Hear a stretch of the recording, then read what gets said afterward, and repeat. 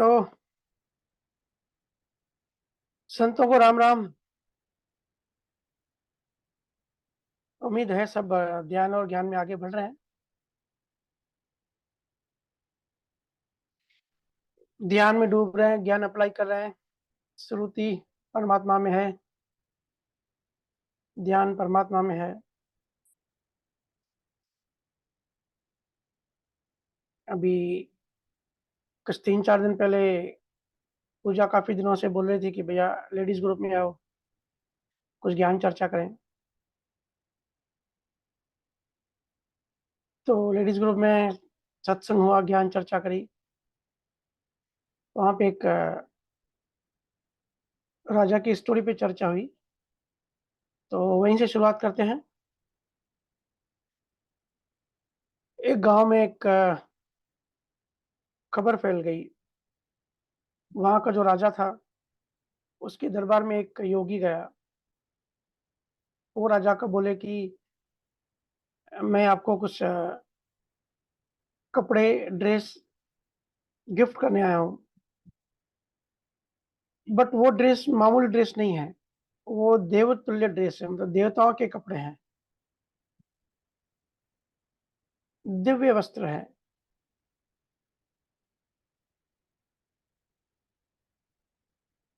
तो राजा ने बोला ठीक है भाई, उपहार देना है तो दे दे। तो ये बात गांव में फैल गई कि कोई योगी आया है जो राजा को दिव्य वस्त्र गिफ्ट करने वाला है। फिर पूरे राज दरबार के लोगों के सामने योगी ने अपनी बैग निकाली और कहा कि ये जो देवताओं के जो वस्त्र है, ये मैं आपको उपहार करने वाला हूँ, लेकिन इसकी एक शर्त है, एक कंडीशन है। बोले ये वस्त्र, ये ड्रेस उसी को दिखाई देगा जो कि अपने पिता का ही पुत्र होगा।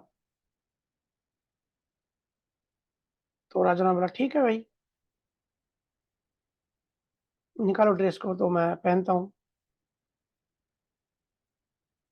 तो जब उसने अपनी थैली से वो वस्त्र निकाले, बोले ये है देवताओं के वस्त्र, ये हर किसी को नहीं दिखेंगे, ये उसी को दिखेंगे जो अपने अपने ही पिता का पुत्र होगा, अपने पिता का वंशज होगा। तो वहां कोई वस्त्र था नहीं, कोई ड्रेस थी नहीं। तो गांव वालों को नेचुरली दिखाई भी नहीं दे रही थी, जब वस्त्र था ही नहीं तो दिखाई कैसे देगी। लेकिन गांव वालों ने सोचा कि मुझे दिखाई नहीं दे रही है, लेकिन हो सकता है हो, दूसरों को दिखाई दे रही है, मुझे दिखाई नहीं दे रही है। और ये सभी ने सोचा, सबको ये सही लगा कि ये वस्त्र, ये ड्रेस सबको दिखाई दे रही है। फिर उसने राजा को बोला कि ये ड्रेस है, ये पहनो। और राजा को अभी वो ड्रेस दिखाई नहीं दी, वो वस्त्र दिखाई नहीं दिए, तो राजा भी अचरज में आ गया। लेकिन राजा ने देखा राज दरबारियों के कि वो वाह वाह कर रहे हैं, गुणगान कर रहे हैं। तो सारे राज दरबार के लोगों को वो वस्त्र दिखाई दे रहे हैं, हो सकता है मुझे ना दिखाई दे रहा हो। तो राजा ने भी फिर झूठ मूठ की एक्टिंग करी। बोले राजा ये आप वस्त्र पहन के, ये वस्त्र उतारो, ये वस्त्र पहनो। तो राजा नंगा हो गया और वो जो ड्रेस थी, जो कि थी नहीं, वो दी। तो राजा पहन के आया। बोले देखो। तो सबने तारीफ करी कि भाई राजा देवताओं की वस्त्र में बहुत बढ़िया जच रही है आपके ऊपर। तो दिख किसी को नहीं रही थी, लेकिन सबको लग रहा था कि दूसरों को दिख रही है, सिर्फ मेरे में ही प्रॉब्लम है, मेरे को नहीं दिख रही है। और राजा को भी यही लगा कि भाई सब गांव वालों को, सब राज दरबार वालों को दिखाई दे रही है, तो मुझे ही नहीं दिखा रही, लेकिन होगी जरूर। और वहां कोई ड्रेस थी नहीं। फिर बात की गई कि इतना देवता तुल्य वस्त्र है, राजा ने पहना है, इतना अच्छा लग रहा है कि क्यों ना गांव में एक रैली निकाली जाए, पूरे गांव को दिखाया जाए। तो बड़ा रथ निकाला गया। राजा खड़ा हुआ निर्वस्त्र। अब राजा ने अंदर में मान लिया था कि मैं वस्त्र मुझे पहने हुए हैं, सिर्फ मुझे दिखाई नहीं दे रहा है, बाकी सबको तो दिखाई दे रहा है। फिर गांव से जब वो चला, और ये बात तो गांव में पहले ही फैल गई थी कि जिसको वस्त्र दिखाई नहीं दे रहे हैं, मतलब वो अपने पिता का पुत्र नहीं है, बाकी ड्रेस तो है, सबको दिख रही है। तो जहां से भी वो रथ यात्रा निकली, रथ जा रहा था, सभी गाँव वालों ने महिमा करी, वाह-वाह किया, किसकी जुर्रत की कहे कि वहाँ तो कोई ड्रेस है ही नहीं, वहाँ तो कपड़े पहने ही नहीं है राजा को। देखा-देखी सब तारीफ़ करने लगे। फिर एक दूसरे गाँव से एक आदमी आया हुआ था, उसने ये बात नहीं सुनी थी। उसने देखा कि राजा तो नंगा है, कपड़े तो नहीं पहने हैं, ये कैसे बोल रहे हैं कि देवताओं के कपड़े हैं। लेकिन क्योंकि सबको दिखाई दे रहा था, सब वाह-वाही कर रहे थे, महिमा कर रहे थे कि राजा देवतुल्य लग रहे हैं और सबको दिखाई दे रही थी, ऐसा सबको भान हो गया। इसको कहते हैं साइकोलॉजी में सेल्फ हिप्नोटाइज़। हम कोई-कोई बात इतनी गहराई से मान लेते हैं कि हम खुद ही हिप्नोटाइज़ हो जाते हैं। वो चीज़ होती नहीं है लेकिन हम मानने लगते हैं। ये जो भूत-प्रेत दिखाई देते हैं ना बहुत लोगों को, पेड़ों पे कोई खड़ा है कि मुझे कोई आत्मा दिखाई दी, कोई प्रेत दिखाई दिया और बहुत लोगों के कानों में सुनाई देता है। ये इसलिए मैं कहता हूँ ना बीमारी है, ये मानसिक बीमारी है, साइकोलॉजिकल बीमारी है, सबको नहीं दिखेगी। सिर्फ़ जो बिलीव करता है उसको ही ऐसी आवाज़ आती हैं। तो ऐसा होता है, जब भी कोई जब बहुत सारे लोग, बहुत पब्लिक और बहुत ज़ोर से कोई बात को पकड़ के चिल्ला-चिल्ला के कहते हैं कि नहीं ये बात सही है, तो झूठी बात भी सत्य लगती है। ये हमारे मन का और प्रकृति का काम करने का तरीका है। अगर 100 लोग हों और एक आदमी कहे कि नहीं ये बात ऐसी है और 99 लोग बोले कि नहीं ये बात तू गलत बोल रहा है, ये बात ऐसी है, सत्य इसको कहते हैं। तो नेचुरली साइकोलॉजी ऐसे बन जाती है कि 99 लोग जो बोल रहे हैं, जो ज़्यादा क्वांटिटी वाले लोग और जितना ज़ोर से बोलते हैं, वो बात सही होगी। ऐसा जनरली माना जाता है।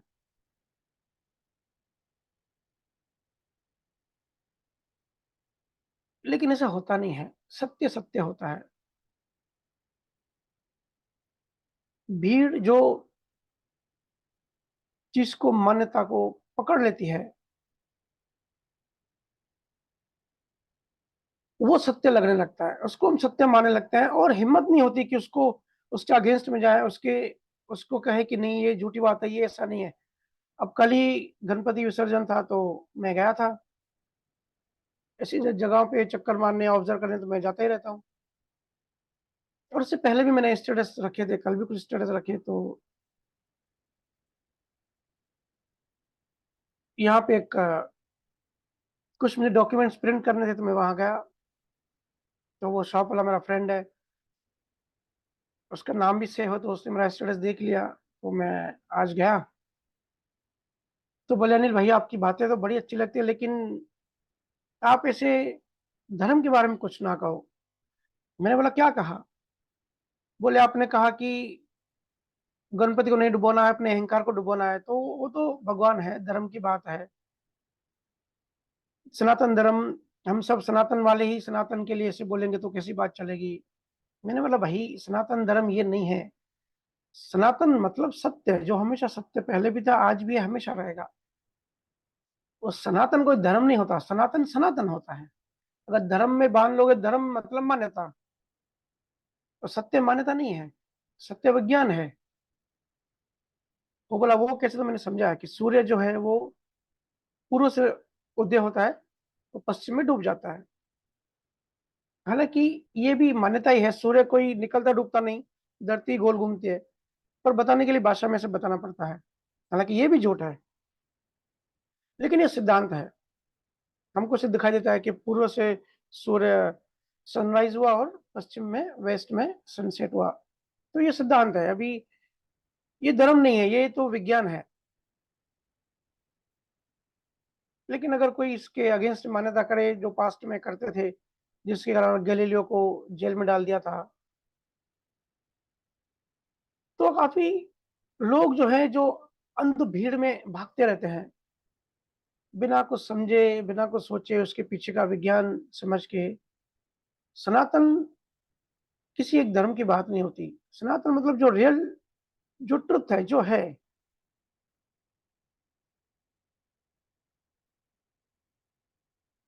लेकिन लोगों को भीड़ के अगेंस्ट जाने में डर लगता है और ये किस तरह के लोग होते हैं? हमको क्यों डर लगता है? जो भीड़ कहती है वही अंध भक्तों के क्यों फॉलो करना पड़ता है? क्योंकि नई बात जब भी हम करते हैं या जब भी अनुभव होती है तो वो धारणाएं हमको रिप्लेस करती है, हमको डराती हैं कि भाई इतने सालों पुरानी प्रथाएं, मान्यताएं इतने लोग मान रहे हैं, तो ये बात गलत कैसे हो सकती है? और सब लोग फॉलो कर रहे हैं। लेकिन भाई जब मान्यताओं को अंडरस्टैंड करोगे, समझोगे, तभी ही क्रांति ला सकोगे। बिना डरे सच की बात करो, क्योंकि हम संसारी लोगों के मन में डर होता है, वो चापलूसी करते हैं। देखते हो ना, पारिवारिक रिश्ते किसी चमचागिरी पे चलते हैं, किसी चापलूसी पे चलते हैं, या जो भी रिश्ते होते हो। तो जो अज्ञानी होता है उसका मन बड़ा कमजोर होता है। कमजोर मन वाला दूसरों को खुश करने के लिए, कि भाई जहाँ जो लोग ताकतवर इंसान अगर कोई बात बोल रहा है तो वही बात में हाँ में हाँ करनी पड़ेगी। अगर ऐसी बात जो सत्य है, जो उसके अगेंस्ट में है, वो बोलने की हिम्मत हमारे अंदर से नहीं आती, क्योंकि मन कमजोर होता है, मन संसारी होता है, मन डिप्लोमेसी खेलता है। मन कहता है भाई सबसे बना के रखो। मन राजनीतिक होता है कि सबसे बना के रखो, पता नहीं कब कौन काम आ जाए, सत्य की बात क्या करनी। अब ऐसा हुआ, अष्टवक्र पे मैंने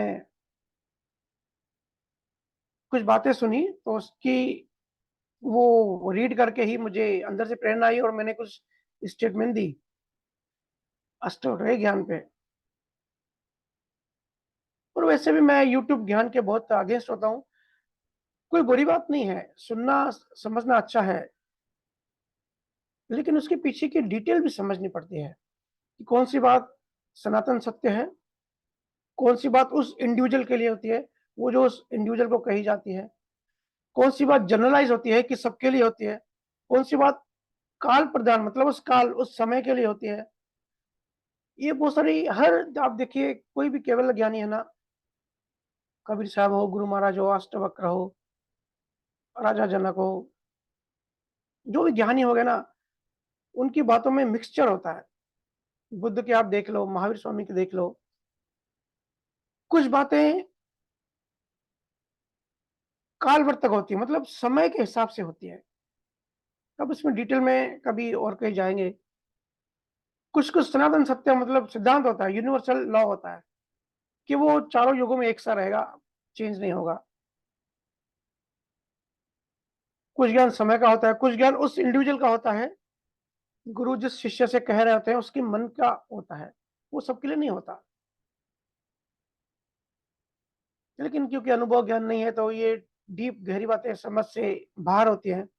और ये टॉपिक में डिटेल में आज सोचा था निकालूंगा, पर फिर मैंने उनके गुरु को प्रॉमिस किया कि इस पे मैं ज्यादा बात नहीं करूंगा। नहीं तो आज अष्टवक्र गीता पे कुछ टॉपिक लेते थे और कुछ चीजें जो कंफ्यूजन वाली है वो क्लियर करते थे।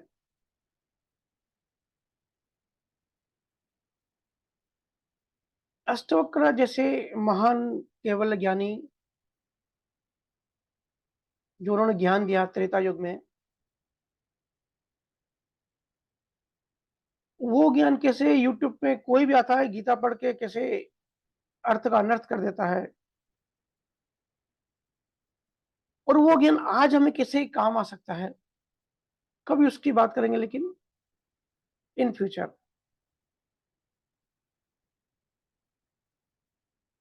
मैंने कुछ उसमें पॉइंट्स लिखी थी कि भाई क्या आप सतयुग में हैं, क्या आप जनक राजा के लेवल के हो? तो देखो, जो भी चीज लॉजिकल नहीं ना वो आध्यात्मिक नहीं होती।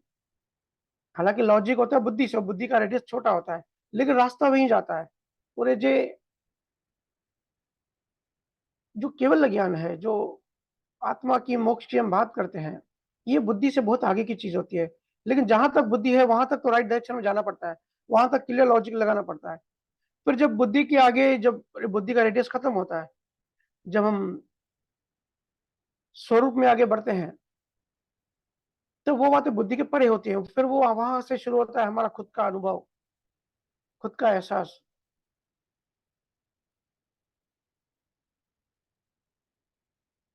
लेकिन मेरा समझाने का ये था कि अगर आप बीमार हो, सिद्धांत ये है कि अगर कोई स्वस्थ है तो उसको दवा लेने की जरूरत नहीं है, लेकिन कोई बीमार है तो उसको दवा लेनी पड़ेगी। तो सतयुग में लोगों का मन, त्रेता युग में लोगों का मन सरल सहज था, वो बीमार नहीं था। और बीमारी की, मन की बीमारी का दवा कौन सी है? ध्यान। लेकिन कलयुग में आप सब देखो, आप अपने अपने मन को देखो, कितने विकार, कितने राग द्वेष बड़े पड़े हैं, कितना अहंकार है। कुछ बोलो तो ईगो को चोट लग जाती है, बड़े बड़े गुरुओं को ईगो पे चोट लग जाती है। तो मन की बीमारी बड़ी है, तो बीमारी है तो इलाज करना पड़ेगा। तो मन का इलाज है ध्यान। ज्ञानी कहते हैं मन का गुरु ज्ञान है। और रमन महर्षि ने कहा है भक्ति ज्ञान की माता है। हमने पहले भी चर्चा करी है इसकी। तो वही आत्मज्ञान, मोक्ष का ज्ञान, केवल ज्ञान, ऐसी बड़ी बड़ी बातें तो हम करते हैं, पर जब प्रैक्टिकल जीवन में जाते हैं, जब हम घर में होते हैं, जब हम ऑफिस में जाते हैं, वहां असली बात पता पड़ती है कि हमारे मन में कैसे कैसे तरंगे उठती हैं, किसने अपमान कर दिया, कहाँ हमारा केवल ज्ञान गायब हो जाता है, कैसे छोटी बात हमको बुरी लग जाती है। तो वहां पे आत्मज्ञान नहीं है, वहां पे मोक्ष नहीं है, वहां पे मुक्त नहीं हो। तो ये जो हिप्नोटाइजन, हम खुद को हिप्नोटाइज कर देते हैं। आज यूट्यूब और मीडिया के माध्यम से लोगों को लगता है ज्ञान बड़ा आसान है, केवल ज्ञान या मोक्ष पाना बड़ा आसान है। बस अष्टोकर गीता पढ़ लो, बात समझ में आ जाएगी। मैं शरीर नहीं हूं, मैं आत्मा हूं, बस इतना याद रखो, आप मोक्ष में चले गए। काश इतना सस्ता, इतना आसान होता था। लेकिन इतना आसान, इतना सस्ता नहीं होता, और हर कोई खुद की टेस्ट कर सकते हैं कि कितना ज्ञान, कितना अनुभव है, कितना समय से परे हो गए। इसलिए कलयुग में ज्यादा ध्यान की महिमा है। देखो, अगर आपके किसी को दांत में इन्फेक्शन है, आप जाओ किसी डेंटल के पास,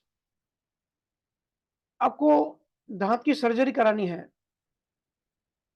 लेकिन डेंटल जो डॉक्टर होता है, वो तब तक दांत की सर्जरी नहीं करेगा जब तक कि आपका इन्फेक्शन ठीक नहीं होता।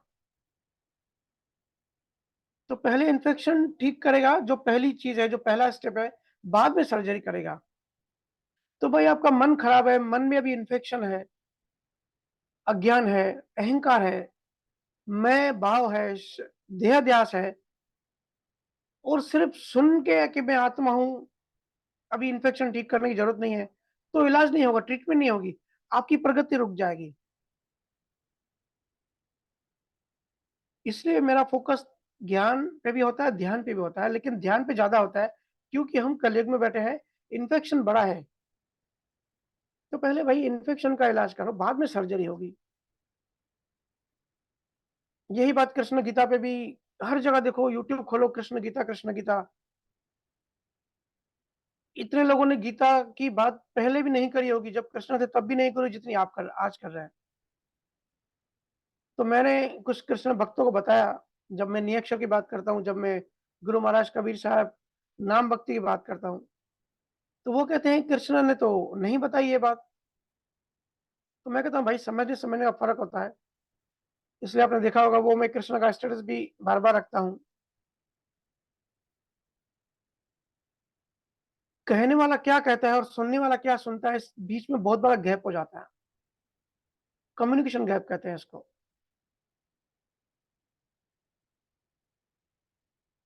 8वें अध्याय में 21वां श्लोक, कृष्ण ने क्लियर शब्दों में कहा है, अव्यक्त ब्रह्म, मतलब ऐसा ब्रह्म जो अव्यक्त है, जिसको बताया नहीं जा सकता, जिसके लिए शब्द नहीं है। इसी को गुरु महाराज नी अक्षर कहते हैं। लेकिन कृष्ण भक्तों को भी ये बात पता नहीं होगी, बहुत कम लोगों को पता है कि कृष्ण ने सिर्फ जो अर्जुन को बताया ज्ञान, हम सब उसी को ही भगवत गीता कहते हैं, उसी को ही कृष्ण ज्ञान कहते हैं। लेकिन कृष्ण ने और एक आदमी को ज्ञान दिया था, उसको कहते हैं उद्धव गीता। उनका कजिन था उद्धव, उनको भी कृष्ण ने ज्ञान दिया था।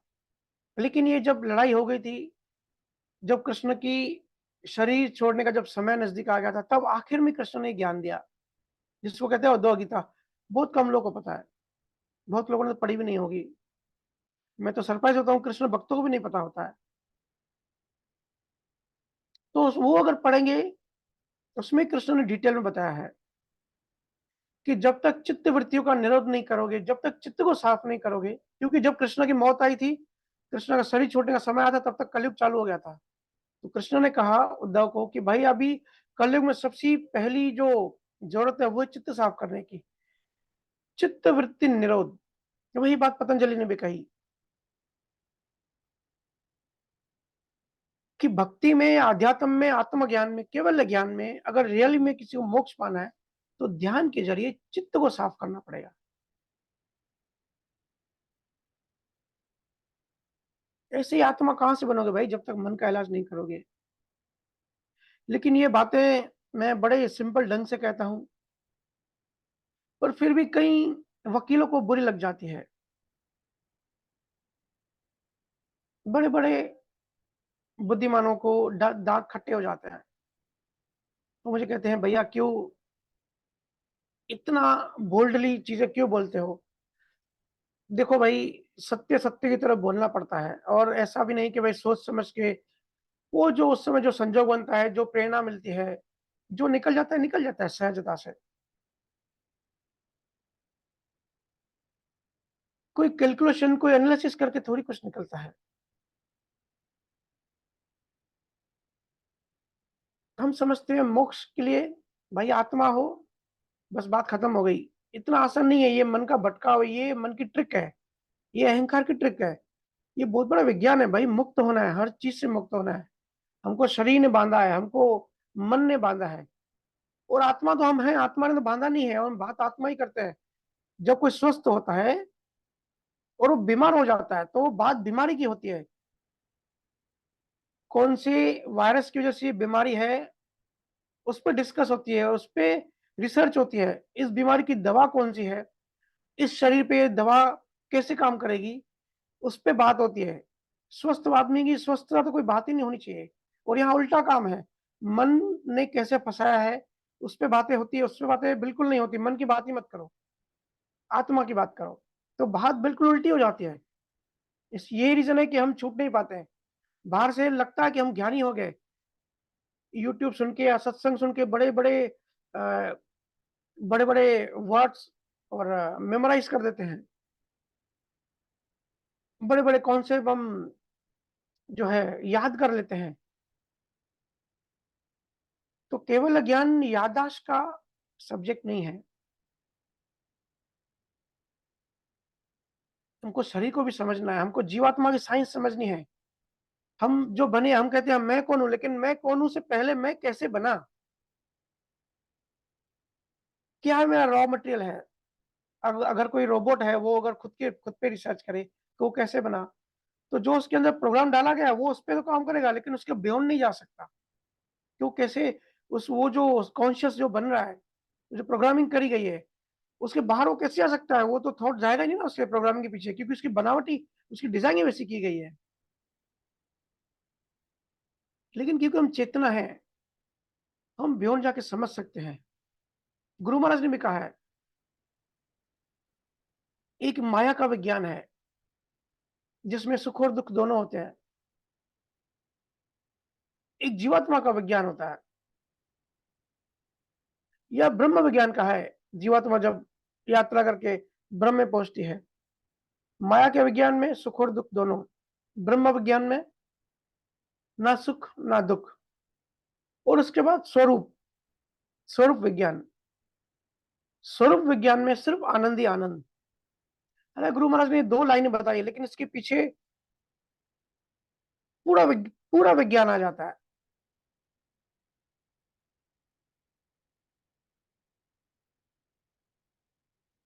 ये जो दसम द्वार की हम बात करते हैं, जब दसम द्वार किसी का खुल जाता है और वो जब अखंड ध्वनि में मर्ज होता है, तब जो पाँचों तत्व ने हमको बाँधे रखा है, एक-एक तत्व जो है अपना अस्तित्व खोते जाता है।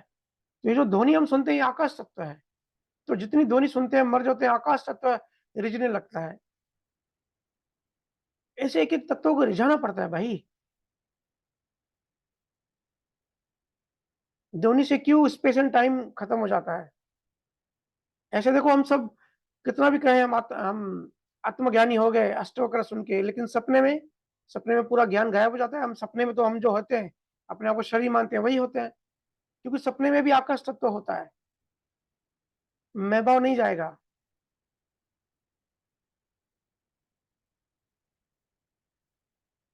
तो बहुत जल्दी अष्टवक्र गीता का भी विज्ञान हम खोलेंगे। काफ़ी कन्फ्यूजन्स चल रही हैं। कृष्ण गीता का भी अभी इतना समय मिले, अभी तो गुरु महाराज की ही सीरीज़ जो चालू करी थी, वही अभी खत्म नहीं हुई है। और एक चर्चा मैंने सुनी कि गुरु महाराज ने कहा है कि तीर्थंकरों ने भी ये भक्ति करी, राम नाम सिमरन किया, अष्टवक्र ने भी राम नाम सिमरन किया। तो ऐसे कुछ तर्क, कुछ लॉजिक दिया जाता है कि सबने राम नाम सिमरन अगर किया होता तो कहीं न कहीं लिखा होता, लेकिन जैनों के ग्रंथों में तो ऐसी कोई बात नहीं लिखी है। या जो भी राम के जो गुरु थे, वशिष्ठ, सीता ने ज्ञान हनुमान को दिया, लक्ष्मण को दिया, तो राम नाम सिमरन करने की तो कहीं बात नहीं आती। अरे भाई, क्या कहूँ, कुछ लोगों ने ना पहले गुरु महाराज का, कबीर साहब का ज्ञान समझा था, ना आज डिस्चार्ज ज्ञान समझा है। ये पूरा अधूरे ज्ञान की वजह से इतनी कन्फ्यूजन होती है। गुरु महाराज यहाँ जो बात कर रहे हैं कि सबने इस ज्ञान को धारण किया तभी वो मोक्ष में गए। वो राम नाम सिमरन की नहीं करी, वो तो विद्धि है। विद्धि और तत्व में फ़र्क होता है। गुरु महाराज बात कर रहे हैं तत्व की, जिसको वो कहते हैं सूक्ष्म वेद। ये सूक्ष्म वेद है। निअक्षर क्या है, आत्मा क्या है, ये वेद अष्टोकर ने समझा पिछले कई जन्मों की मेहनत से। अष्टोकर ने ये वेद जनक को दिया, जनक ने सीता को दिया, सीता ने लक्ष्मण को दिया, हनुमान को दिया, श्री रामचंद्र को अपने गुरु से मिला। यही तत्व वेद तीर्थंकरों के, जो पहले तीर्थंकर थे, ऋषभ देव, उनको तत्व वेद समझा कि सूक्ष्म वेद क्या है। राम नाम सिमरन की बात नहीं होती, सूक्ष्म वेद की बात होती है। लेकिन समझ का फेर है। वो जरूरी नहीं कि जो बात है वो हर चीज ग्रंथों में लिखी, जो लिखावट राइटिंग की बात तो बहुत बाद में शुरू हुई। बात है सूक्ष्म वेद की, निज नाम की। अब चाइनीज संत है लाओ से, उसकी बात पढ़ो। अगर किसी ने कबीर साहब पढ़ा है और लाओ त्से पढ़ेगा और वो अनुभव ज्ञान होगा, तो समझ में आएगा कि कबीर साहब वही बात कह रहे हैं जो लाओ त्से ने कहा है। अब दोनों कभी मिले नहीं, क्योंकि जो अंतिम सत्य होता है वो एक ही है, अनुभव करने वाला वही बताता है। लेकिन अपनी अपनी भाषा में उनकी शब्द अलग होते हैं, बताने का तरीका अलग होता है। लेकिन बात होती है सूक्ष्म वेद की, इसलिए गुरु महाराज इसको सूक्ष्म वेदों से भी आगे का वेद कहते हैं। तो बात अनुभव की है, क्योंकि बुद्धि हमारी दो में चीजों को तोड़ती है, उससे कंफ्यूजन क्रिएट होती है। इसलिए बुद्धि और विवेक में फर्क होता है। जो भी चीज आप बुद्धि से समझने की कोशिश करोगे, हमेशा कंफ्यूज रहोगे। यही रीजन है मैं यूट्यूब ज्ञान के अगेंस्ट में हूँ, क्योंकि जो यूट्यूब सुनते हैं ना, हम बुद्धि से सुनते हैं। और जो ध्यान करते हैं उससे हमारा अनुभव बढ़ता है, उससे विवेक बढ़ता है। और जब डीप डूब कर जब हम कोई सत्संग सुनते हैं ना, तो उसका जो समझने का जो तरीका होता है वो विवेक से होता है। प्रज्ञामान, अष्टवक्र ने कहा है ना, प्रज्ञावान बनो। तो प्रज्ञा का मतलब बुद्धि नहीं होती, प्रज्ञा का मतलब अनुभव ज्ञान होता है। अब कुछ जीवों से मेरी स्ट्रिंग थ्योरी पे बात चल रही थी कि कैसे गुरु महाराज ने स्ट्रिंग थ्योरी बताई। तो ये ऐसा वर्ड कहीं गुरु महाराज ने लिखा नहीं है कि ये जो निरंकार का जो तत्व है, ये स्ट्रिंग थ्योरी है। ये तो अनुभव से समझना पड़ता है। तो हर स्टेप का विज्ञान समझना पड़ता है। हमारा शरीर कैसे काम करता है, कैसे जड़ तत्व है, इसके पीछे जीवात्मा है, वो कैसे बनी, रॉ मटेरियल क्या है, मन, चित्त, बुद्धि, अहंकार, 5 आत्माएँ का 5 वासनाएँ, उसके तत्व कौन से हैं, कैसे 5 तत्वों से के कॉम्बिनेशन से ये पूरा रॉ मटेरियल है। हम जिसको मैं समझते हैं, हमारा अहंकार वो कैसे बना, और ये तो इंडिविजुअल अहंकार है, जो ब्रह्मांडीय अहंकार है, यूनिवर्सल ईगो, वो कैसे बना। शरीर का विज्ञान, जीवात्मा का विज्ञान, जब भी हम समझ में पूरी तरह से आ जाएँगे, इसके पीछे कारण, महाकारण शरीर, चित्त में चीज़ें कैसे काम करती हैं। जब धीरे-धीरे समझते हैं ना अनुभव ज्ञान से, मेरा समझने का मतलब ये नहीं है कि भाई यूट्यूब पे पूरे दिन लगे रहो और सुनो। वो तो इन्फॉर्मेशन कलेक्ट होगी, वो तो याददाश्त तक जाएगी, समझ नहीं बढ़ेगी। समझ बढ़ती है ध्यान में डूबने से, अनुभव बढ़ेगा आपका।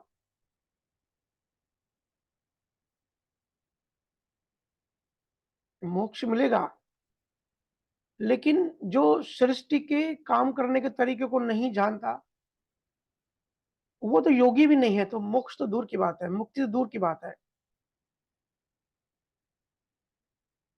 देखो हम दूसरे देश में जाते हैं, वहाँ के नियम समझते हैं ना, हमको नियमों का पता होता है तभी हम कानून तोड़ते नहीं हैं और सरलता से रह पाते हैं। तो यहाँ भी कानून समझने की ज़रूरत है, और बुद्धि से नहीं, अनुभव से। तो हम कहते हैं कि भई मैं आत्मा बन गया, मैं शुद्धात्मा हो गया, तो आत्मा बन नहीं जाते, क्योंकि आत्मा ने बाँधा ही नहीं है, आत्मा तो मोक्ष में है ही।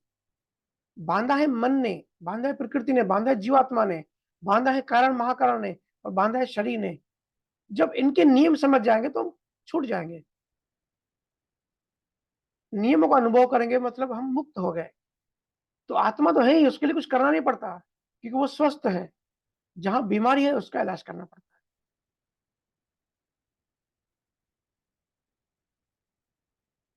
है। बड़ी चर्चाएँ चलती है। मेरे में तो उतना अ, यूट्यूब सुनने का या व्हाट्सएप पे ग्रुप खोलने का समय नहीं होता, लेकिन जब जीवों से बात होती है तब जीव अलग-अलग सवाल करते हैं, तो पता पड़ता है कि भई क्या चल रहा है। जैसे पार्टिकल्स की बात होती है, ध्यान में सूक्ष्म में जाके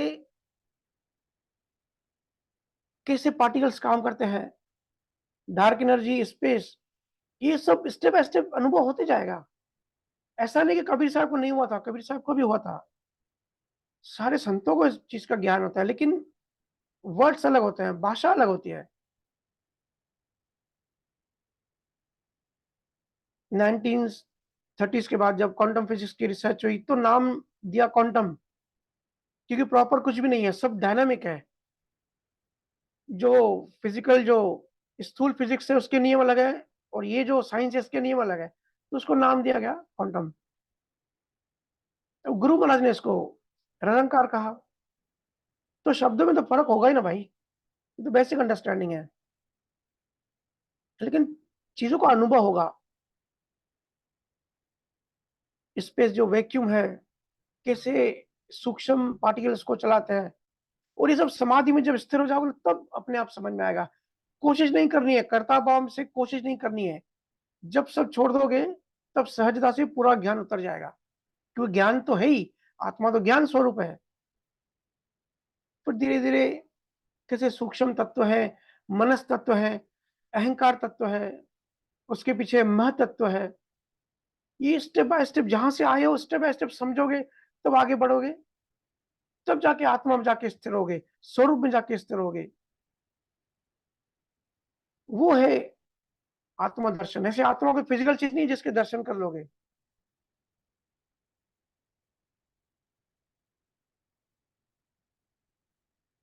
तत्वों को भेदना आना चाहिए। गुरु महाराज ने कहा भेद सहज ज्ञान घटा है, वो भेद कौन-सा है? इस इसके भी डिटेल में जाएँगे कभी।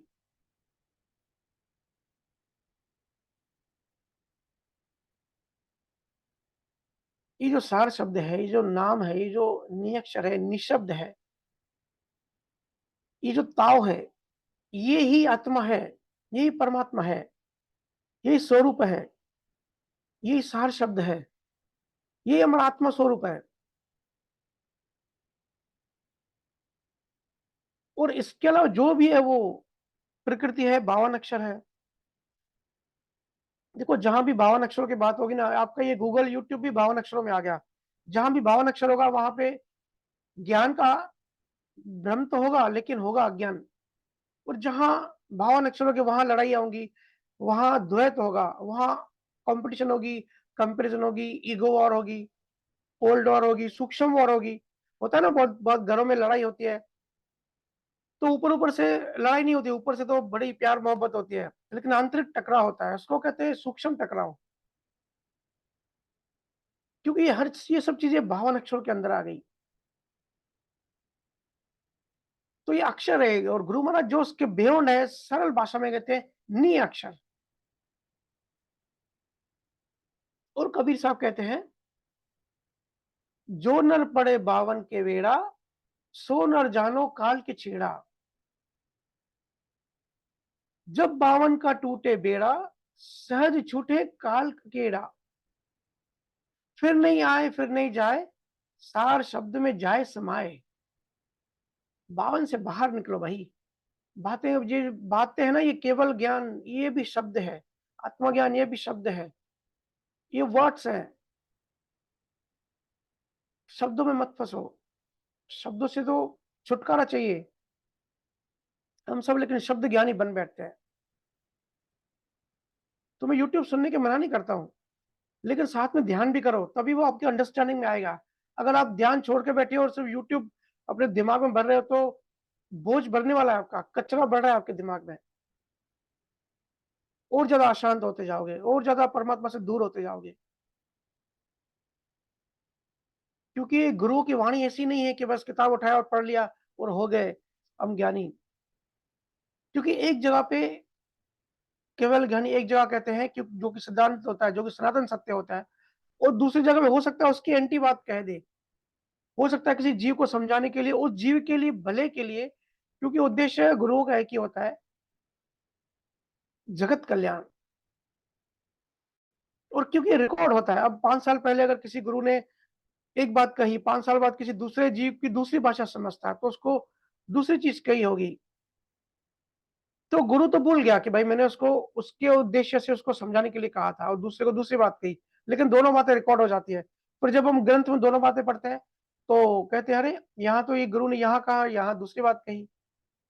तो गुरु एक्चुअल क्या करना चाहते थे वो तो गुरु को ही पता होता है, या तो उसकी लेवल पे जब चेतना पहुंच जाती है वो समझ पाता है। यूट्यूब ज्ञानी कहां से समझेगा। अब कबीर साहब ने कहा है एक जगह पे, जाप मरे अजपा मरे, अनहद भी मर जाए। तो जो लोग अखंड ध्वनि को, कुछ लोग कहते हैं टिंटनेस, जो ब्रेन की जो बीमारी होती है, ये उसकी आवाज है। या कुछ लोग कहते हैं हमारे ब्लड सर्कुलेशन की आवाज है। वाह भाई, आप लोग तो ज्ञानी हो गए, ब्लड सर्कुलेशन की आवाज आप सुन रहे हो।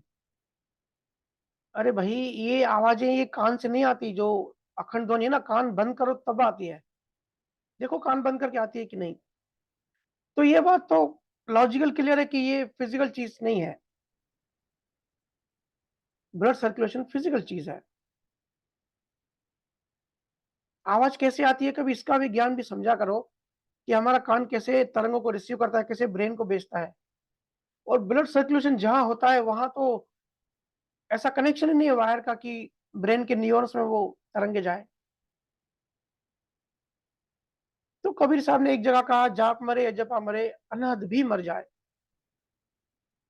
और दूसरी जगह कहा है, सुनता नहीं धुन की खबर, अनहद का बाजा बाजत।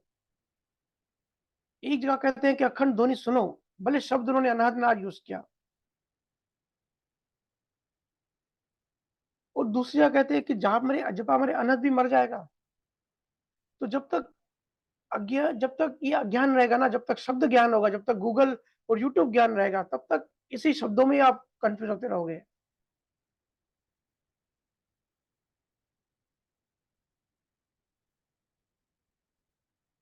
पूरा का पूरा अध्यात्म जो है ना, स्पिरिचुअलिटी जो होती है वो समझ के आधार पे होती है। समझ मतलब ये संसारी समझ की बात नहीं कर रहा हूँ, जिसको हम नॉर्मल भाषा में समझ कहते हैं। समझ का मतलब डीप अंडरस्टैंडिंग, अनुभव। बहुत बार उसके शब्द भी नहीं मिलते, लेकिन चीज़ समझ में आ जाती है, कॉन्सेप्ट क्लियर होता है, लेकिन शब्द नहीं मिलते।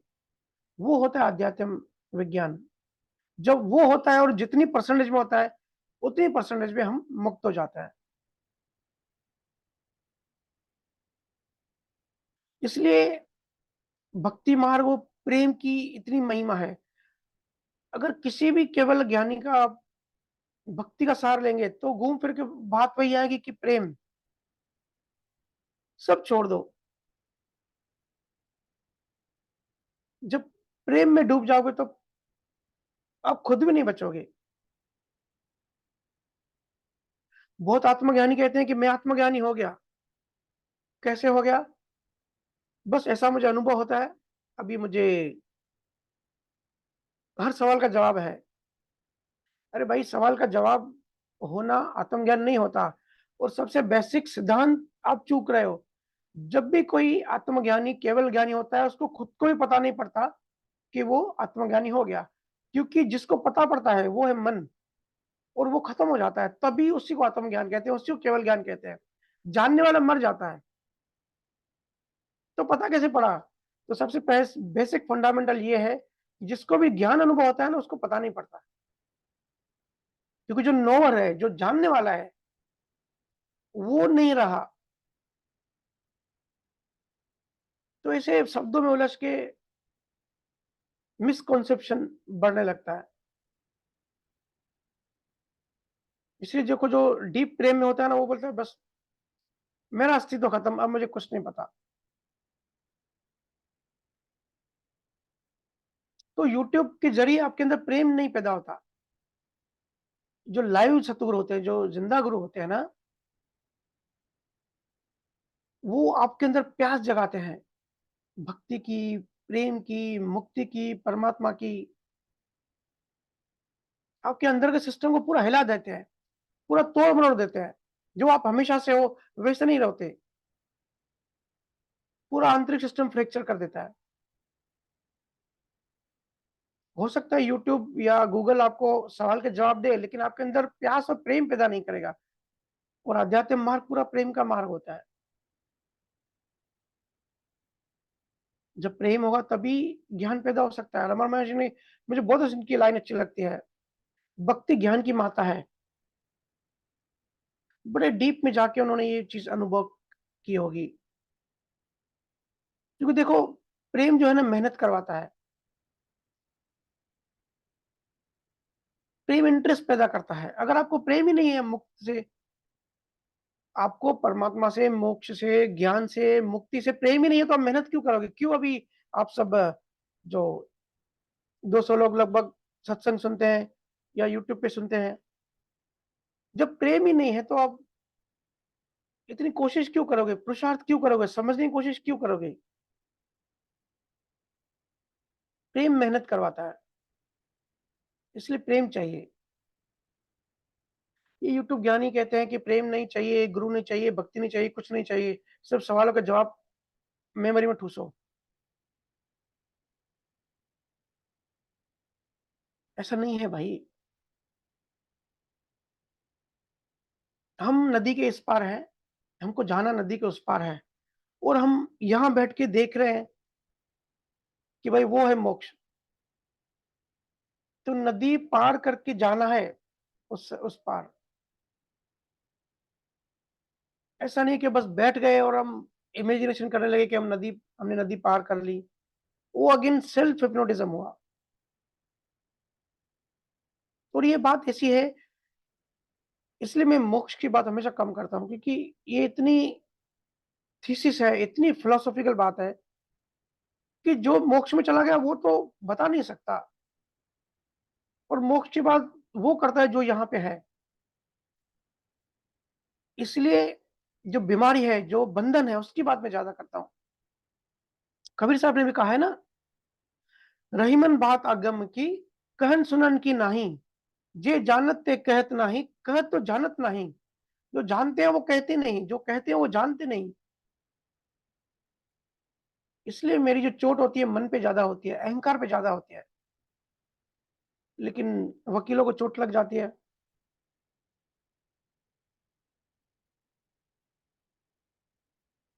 आशाएं तृष्णाएं पैदा हो जाती है। आशा ही दुश्मन है, अष्टोक्रण ने भी कहा है। आशा परमम दुखम। इसलिए आप सब जो जो मेरा भी सत्संग सुनते हो ना, और ध्यान में अगर नहीं डूबते, तो वो सिर्फ ऊपर ऊपर का सतही लेवल का बौद्धिक ज्ञान आएगा। एक इंटेलेक्चुअल, एक बुद्धि को अच्छा लगेगा, क्योंकि लॉजिक्स होते हैं, तो लॉजिक जब क्लियर होता है तो बड़ा अच्छा लगता है, लेकिन वो बुद्धि की लेवल पर मत रखो। वो भी एक अच्छी बात होती है, हमारा डर वहम संशय दूर हो जाते हैं, लेकिन वहां मत रुक जाओ। ध्यान में डूबो, ध्यान में हर चीज का अनुभव करो। ध्यान में जाना मतलब रोबोट अपने बियॉन्ड गया। अपना अस्तित्व, अपना सिस्टम को अगर समझना है कि कैसे बने, कैसे सब सिस्टम बना, हम आज जो स्थिति में है उस स्थिति में कैसे आए। बड़ी ब्लैक होल की आजकल बातें होती हैं, तो ध्यान जो है ब्लैक होल की तरह है। जैसे ब्लैक होल ग्रेविटी होती है, बहुत तीव्र ग्रेविटी हर चीज को अपने अंदर समा लेता है। ऐसे ध्यान में बैठा हुआ, जब हम ध्यान में बैठते हैं तब हर चीज हमारे अंदर समाती जाती है। हर चीज, हम अभी बाहर मुखी है, हमारा ध्यान बाहर है। हम जब यूट्यूब सुनते हैं तो भी बाहर से सुनते हैं, इंद्रियों से सुनते हैं, और असली बात है अपनी चेतना को अंदर भेजने की। तो ध्यान जो है उल्टा काम करता है, हमारी चेतना को अंदर भेजता है।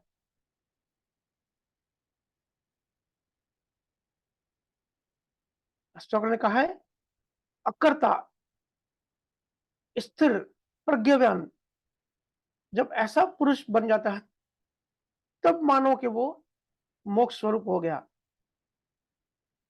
लेकिन आज हम कर्ता भाव में रहते हैं, स्थिर नहीं होते, प्रज्ञावान नहीं है। प्रज्ञावान होने का मतलब दशम द्वार के ऊपर जब हमारी चेतना स्थिर हो जाती है, जब हमारी अंडरस्टैंडिंग डीप हो जाती है, जब समझ स्थिर और बढ़ जाती है,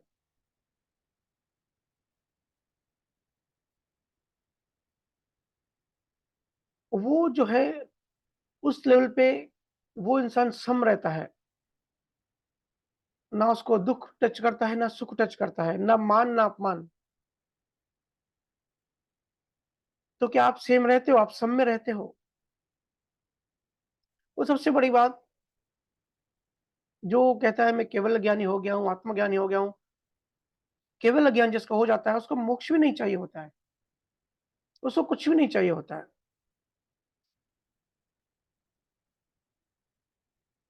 तो फिर सत्संग यूट्यूब पे कैसे सुनते हो?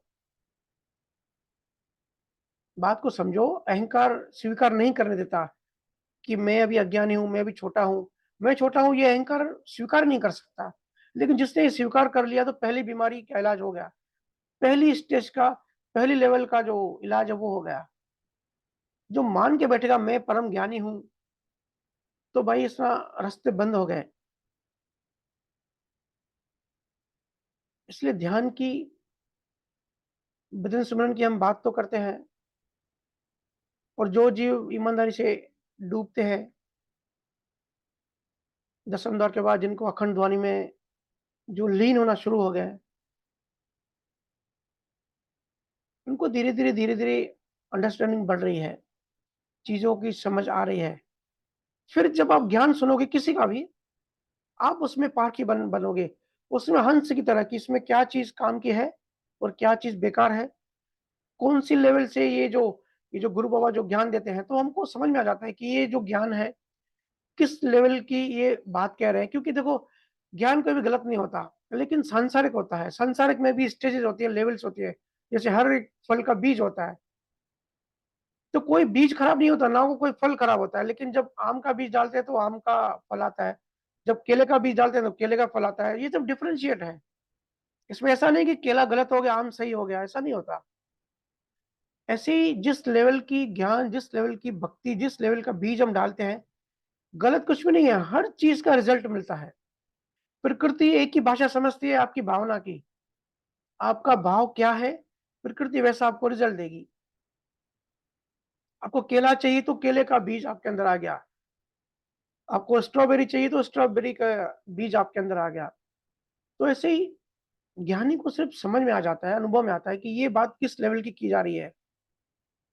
इसलिए फोकस हमेशा बड़ा रखो। बीज हमेशा मोक्ष से कम, मुक्ति से कम कोई बात आप सुनो ही मत, करो भी मत। और वही सनातन सत्य है। सनातन की बात करना सनातन नहीं होता, क्योंकि बात जो कर रहे हैं वो भी 52 अक्षरों में हो गई, वो भी प्रकृति काल समय के अंदर आ गई। सनातन को अनुभव करो। आत्मा अनुभव करता है खुद को, सेल्फ को। अच्छा, ये भी बहुत बड़ी हंसी भी आती है, और बड़ी कैसे कैसे लोग कृष्ण की गीता पढ़ के कि भाई साक्षी भाव में रहो, ज्ञाता दृष्टा बनो, जानने वाले बनो। तो बेसिक फंडामेंटली नहीं पता, जानना, जानने का काम किसका है, जानने का गुण किसका है। जानने का जो गुण होता है और जो देखने का गुण होता है वो मन का गुण होता है, अहंकार का गुण होता है। देखो अहंकार कैसे ट्रिक करता है। अहंकार देखता है कि अगर कोई ज्ञान में आगे बढ़ रहा है तो उसको कहता है कि भाई ठीक है भाई, संसार और माया में मत पड़, ज्ञाता दृष्टा बन। सिर्फ देखो, सेपरेट होके, दूर होके संसार को देखो, और दृष्टा बनो। संसार जो है वो दृश्य है और तुम दृष्टा हो, उसको देखो। तो भाई संसार को जो दूसरे को देखता है ना, वो काम है प्रकृति का, वो काम है मन का। आत्मा को आज तक पता नहीं है कि उसकी प्रेजेंस से संसार क्रिएट हो गया है, क्योंकि वो सेल्फ में मस्त है, वो अनंत है, इन्फिनिट है। खुद को अनुभव करती है, अनंत स्वरूप है, खुद का आनंद है, ज्ञान स्वरूप है, खुद का ही ज्ञान है। उसके होने से प्रकाश है, उसी प्रकाश से प्रकृति बनी। वही प्रकाश जब प्रकृति में मिल गया तो पूरा ये यूनिवर्स बना, और कार्य बना, एवोल्यूशन हुआ, आज हम यहाँ पहुंचे। आत्मा ने कोई कर्ता भाव से देखा नहीं कि ये प्रकृति है, इसको मैं प्रकाश देती हूँ, और जो है संसार की क्रिएशन करते हैं। और जिसको क्रिएटर कहते हैं, वो ईश्वर जिसको हम कहते हैं ना, या ब्रह्म कह लो, ईश्वर कह लो, जिसने ये कहते हैं ना हम भाषा में कि ये जहां बनाया, तो ब्रह्म की बात हो रही है। वो तो बहुत बात की बात है। तो देखने का काम जीवात्मा है। कृष्ण ने जो ज्ञान दिया है ना, अब ये, वो तो संस्कृत में ज्ञान दिया, ट्रांसलेट होते होते कई भाषाओं में, फिर हर जगह आत्मा वर्ड यूज होता है। तो आत्मा क्या है, आत्मा के गुण क्या है, या स्वरूप के गुण क्या है, और जीवात्मा क्या है, उसमें डिफरेंशिएट करना आना चाहिए, समझ में आना चाहिए। तो जो देखने की बात हो रही है ना, ये जीवात्मा की बात हो रही है। जीवात्मा दृष्टा होता है, आत्मा दूसरों को नहीं देखता। और अगर आत्मा दूसरों को देखता है तो वो आत्मा ही नहीं है। ठीक है, तो आज का यही सोचा, कुछ चीजें आपको शेयर कर लूं। अभी किसी क्वेश्चन होंगे तो आप लाइव पूछ सकते हैं, अभी काफी जी। समय है। मोहन माटा, इंदौर से, अपना माइक अनम्यूट कीजिए।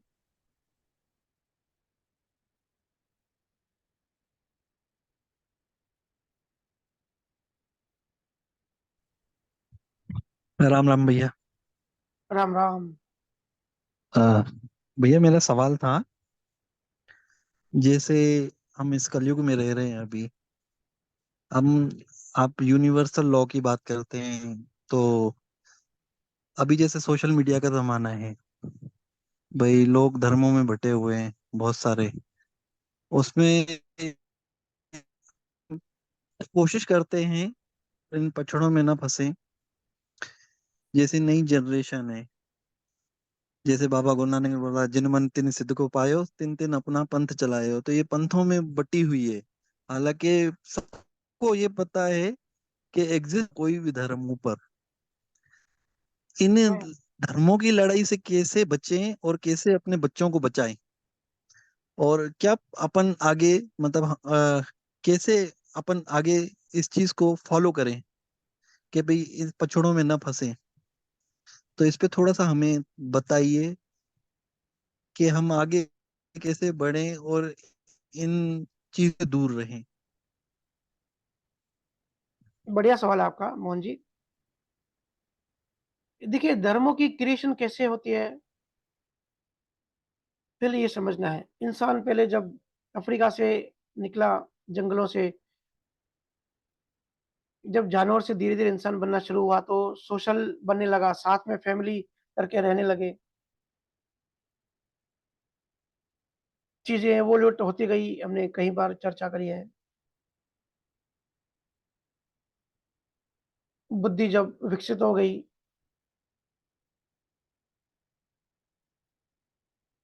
तो जब पॉपुलेशन बढ़ने लगी तो ज़रूरत महसूस हुई, क्योंकि मन जो है हमेशा प्यासा है और प्यासा ही रहता है, क्योंकि मन जड़ और चेतन से बना हुआ है। तो चेतन भी तत्व है, तो वो तो वापस जाने की कोशिश करेगा।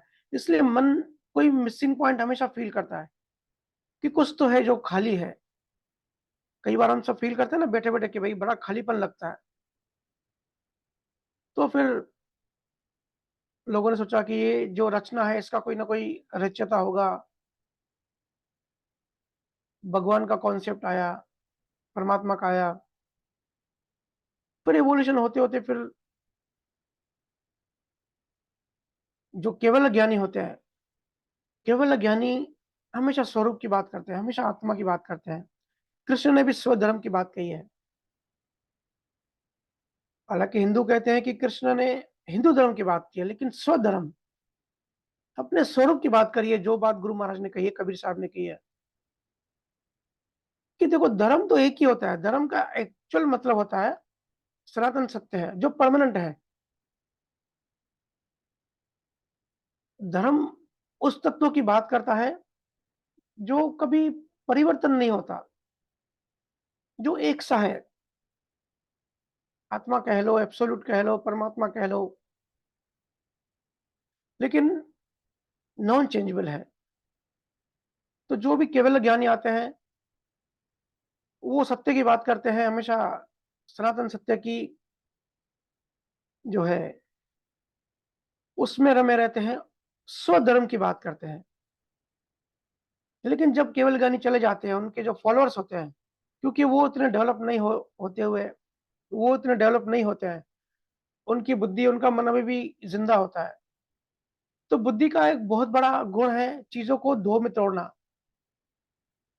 केवल ज्ञान का मतलब होता है कि अद्वैत स्वरूप, जो दो भी नहीं है, मतलब जो एक भी नहीं है। हम कहते हैं दो के पीछे एक, लेकिन कबीर साहब कहते हैं वो एक भी नहीं है, क्योंकि एक कहेंगे तो फिर दो भी कहना पड़ेगा, फिर तीन भी कहना पड़ेगा, पूरी इसी श्रृंखला है। तो ना वो तीन है, ना वो दो है, ना एक है, वो एक भी नहीं, वो तो बियॉन्ड है। तो स्वरूप जो होता है वो बियॉन्ड होता है, जिसकी बात केवल ज्ञानी अनुभव करके जगत को एक करुणावश दे जाते हैं। वो होता है असली धर्म। लेकिन बाद में जब अहंकार अपना काम शुरू करता है, क्योंकि जब जब तक केवल ज्ञानी होते हैं तब तक उसकी छत्र छाया होती है, तब तक माया इतना प्रभाव नहीं डाल पाती। लेकिन जैसे ही, चूंकि केवल ज्ञानी भी अलग अलग लोकेशन पे, अलग अलग समय पे आते हैं, तो बीच में बड़ा गैप भी होता है, जहां धर्म के नाम पे अधर्म पैदा हो जाता है। क्योंकि बुद्धि जहां भी होगी वहां अधर्म होगा, वहां लड़ाई होगी, वहां डुअलिटी होगी, वहां मैं बड़ा, मैं और मेरी बात होगी। तो वहां पे फिर ये सब सो कॉल्ड धर्म बन गए हैं। क्योंकि जो बियॉन्ड की बात है, जो आत्मा की बात है, वो तो खत्म हो गई, वो तो जिसने बात कही वो चला गया।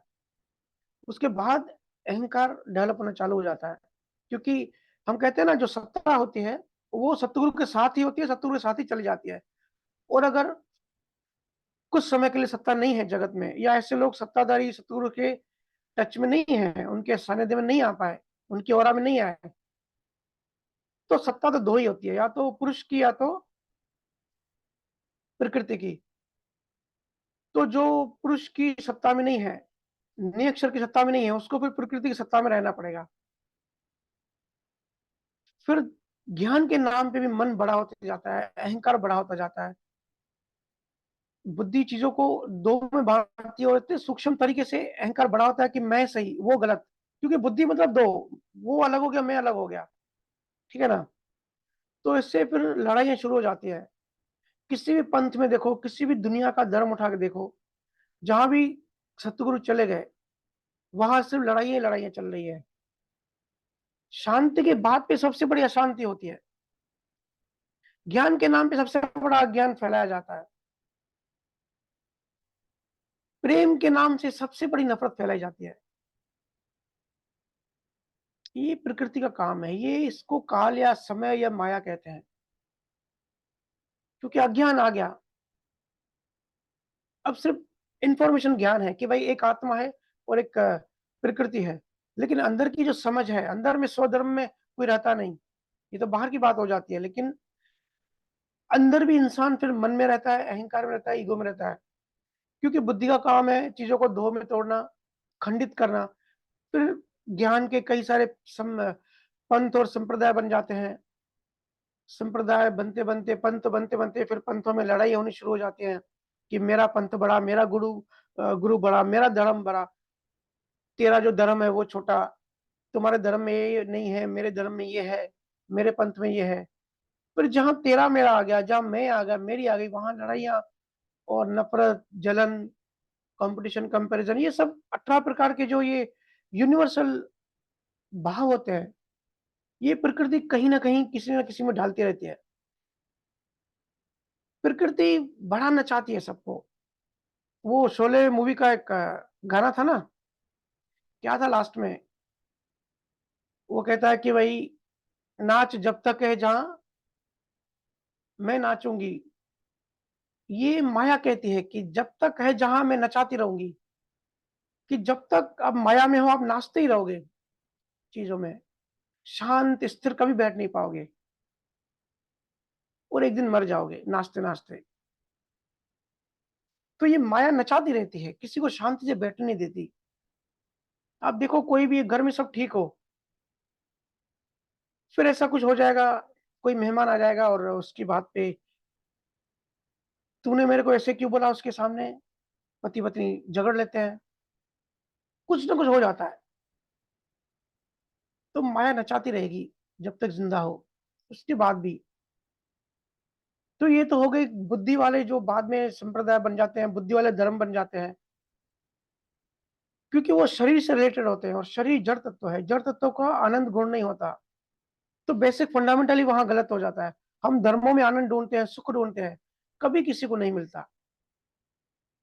आनंद, शांति, स्थिरता, प्रज्ञा हमेशा हमारे अंदर मिलती है, क्योंकि स्वरूप हमारे अंदर है। जब तक हम स्वरूप में जाके स्थिर नहीं बैठ जाते, तब तक ये नाचना बंद नहीं होगा।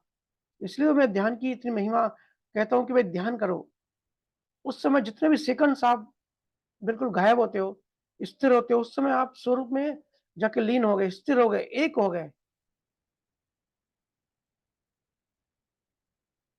इसलिए ध्वनि सुनने को कहता हूँ, क्योंकि ये जो दृष्टा वाला जो मामला है ना, इसमें भी दो बने रहते हैं कि भाई तू अलग, मैं अलग, मैं देखने वाला और तू दृश्य है। दृष्टा अलग, दृश्य अलग। तो इस यहाँ भी दो बने रहते हैं, यहाँ भी बुद्धि जीवित है। लेकिन जब एक तत्व हो जाते हैं हम, जब चेतना आत्मा में एक हो जाती है, तब ये ड्युअलिटी खत्म हो जाती है। तब सारे धर्म, कोई भी धर्म, आपने पूछा कि इससे कैसे बचा जाए, स्वरूप में स्थिर रहो, फिर कोई धर्म आपका कुछ नहीं बिगाड़ सकता। दुनिया की कोई भी मायावी चीजें, कोई भी अज्ञान कुछ नहीं बिगाड़ सकता, आपके मन को हिला नहीं सकता। और आपने पूछा कि बच्चों को कैसे बचाए, देखो कोई किसी को नहीं बचा सकता, सिर्फ ज्ञान बचा सकता है। बच्चों को ज्ञान दो, बच्चों को ज्ञान समझाओ, अच्छे बुरे की समझ दो, मन कैसे काम करता है। बच्चे बड़े इंटेलिजेंट हैं, हमसे भी ज्यादा इंटेलिजेंट हैं। कैसे मान्यताएं बनती है, फिर उन मान्यताओं को तोड़ क्या है, कैसे अभिप्राय, मतलब राय नहीं बनानी चाहिए। अगर हमारा बच्चा आता है और कहता है मम्मी मेरे फ्रेंड ने ना पेंसिल चोरी कर ली क्लास में, तो मम्मी कहती है बेटा कल से उस लड़के से बात नहीं करना। फिर स्कूल में जाकर कंप्लेन करती है कि भाई इसको चोर बच्चे के साथ नहीं बिठाना है। ये क्या किया हमने, अभिप्राय, एक राय बना ली, एक जजमेंट दे दी कि वो चोर है। तो ये अज्ञानता है। किसी के बारे में कोई राय मत दो, कोई अभिप्राय मत बनाओ, कोई जजमेंट मत दो, क्योंकि कोई कुछ भी है ही नहीं असलियत में। तो और अगर मेरे पास बहुत सारे लोग आते हैं कि बच्चे इन चीजों में फंसे हुए हैं, या एग्जाम्पल चोरी कर लेते हैं कि चोरी करने की इसको आदत पड़ी है, तो वो तो उसका प्रारब्ध का पार्ट है। आप मारोगे, उसकी धुलाई करोगे, वो फिर जाएगा, फिर चोरी करके आएगा। या किसी बच्चे को एडिक्शंस पड़ जाते हैं ड्रग्स की, दारू की, तो माँ बाप चाहते हैं कि इसको आदत छूट जाए, फिर माँ बाप उसकी धुलाई करते हैं। और बच्चे को ये एडिक्शन क्यों पड़ी, कैसे पड़ी, इसका डायग्नोस नहीं होता, और सॉल्यूशन डायग्नोस नहीं हुआ तो सॉल्यूशन भी नहीं होता। बजाय इसकी कि हम उसकी धुलाई करते रहते हैं, तो बच्चा भी दिल में फिर नफ़रत पालता है कि ठीक है, अभी आप स्ट्रॉन्ग हो, मुझे बड़ा होने दो, फिर दिखाऊँगा। तो पहले हमको समझना है, हमको ज्ञान को समझना है, अनुभव करना है कि ये तो सब प्रारब्ध का पार्ट है। लेकिन इसका अभिप्राय, इसका राय नहीं बनानी है। बच्चे को दिमाग में रोज़ डालो कि देखो भाई, चोर बुरा नहीं है, चोरी करना बुरी बात है, क्योंकि हमारा अधिकार नहीं है उस चीज़ पे। कोई आदमी दोषी नहीं होता। वो जो दोष संयोग होते हैं ना, जो संजोग, वो खराब होते हैं। और ये संजोग कैसे बनते हैं? कर्मों की वजह से। बार-बार उसको टोको, अगर किसी को दारू की लत छुड़ानी हो या कोई भी एडिक्शन छुड़ानी हो ना, तो लोग क्या करते हैं, बाबा के पास ले जाते हैं, उसकी सब्जियों में कोई टैबलेट डालते हैं। अरे भाई, वो सिनोटिन का ही कोई ड्रग्स का पार्ट होता है, तो वो भी इतना काम नहीं करेगी।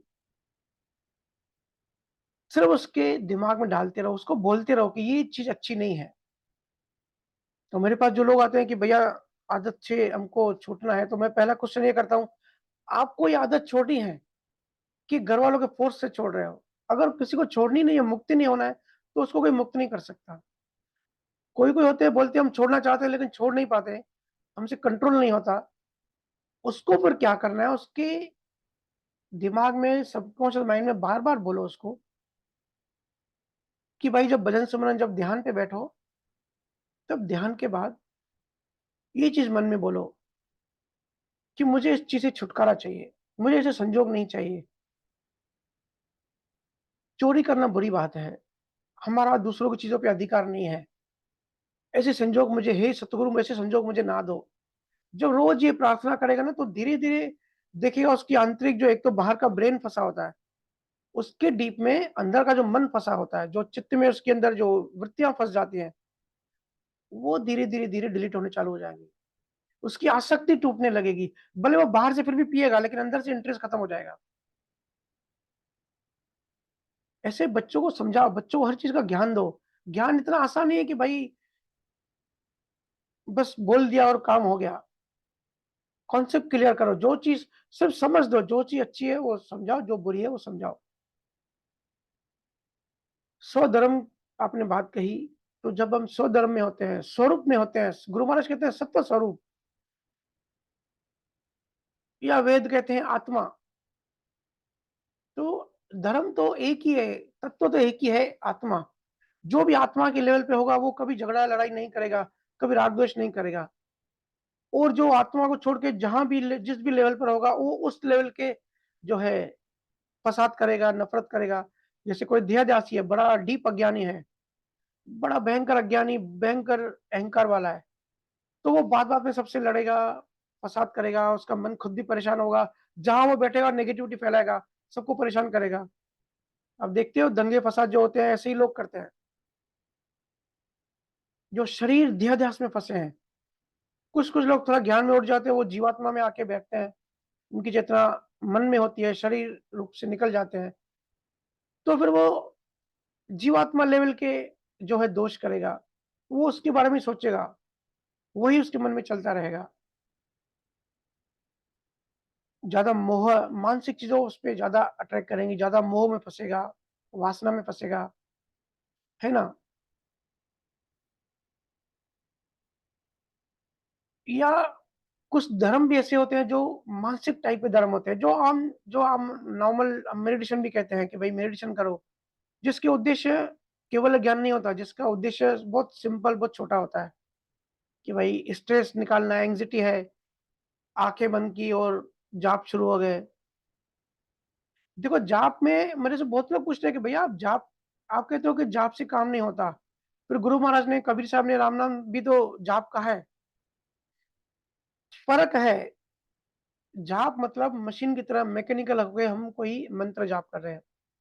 सुमिरन और जाप में बहुत फर्क होता है। सुमिरन मतलब पहले तो हमारा उद्देश्य, अल्टीमेट उद्देश्य रखना चाहिए, लक्ष्य एक ही, मुक्ति, परम मोक्ष, वो उद्देश्य होना चाहिए।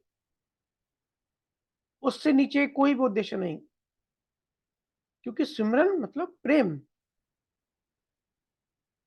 सरेंडर। जाप में तो नियम होते हैं कि 1 घंटा अनुष्ठान करना है, या 8 मालाएं, 25 मालाएं, पता नहीं क्या क्या होता है, इतनी मालाएं करनी है, तो वो नियम हो गया।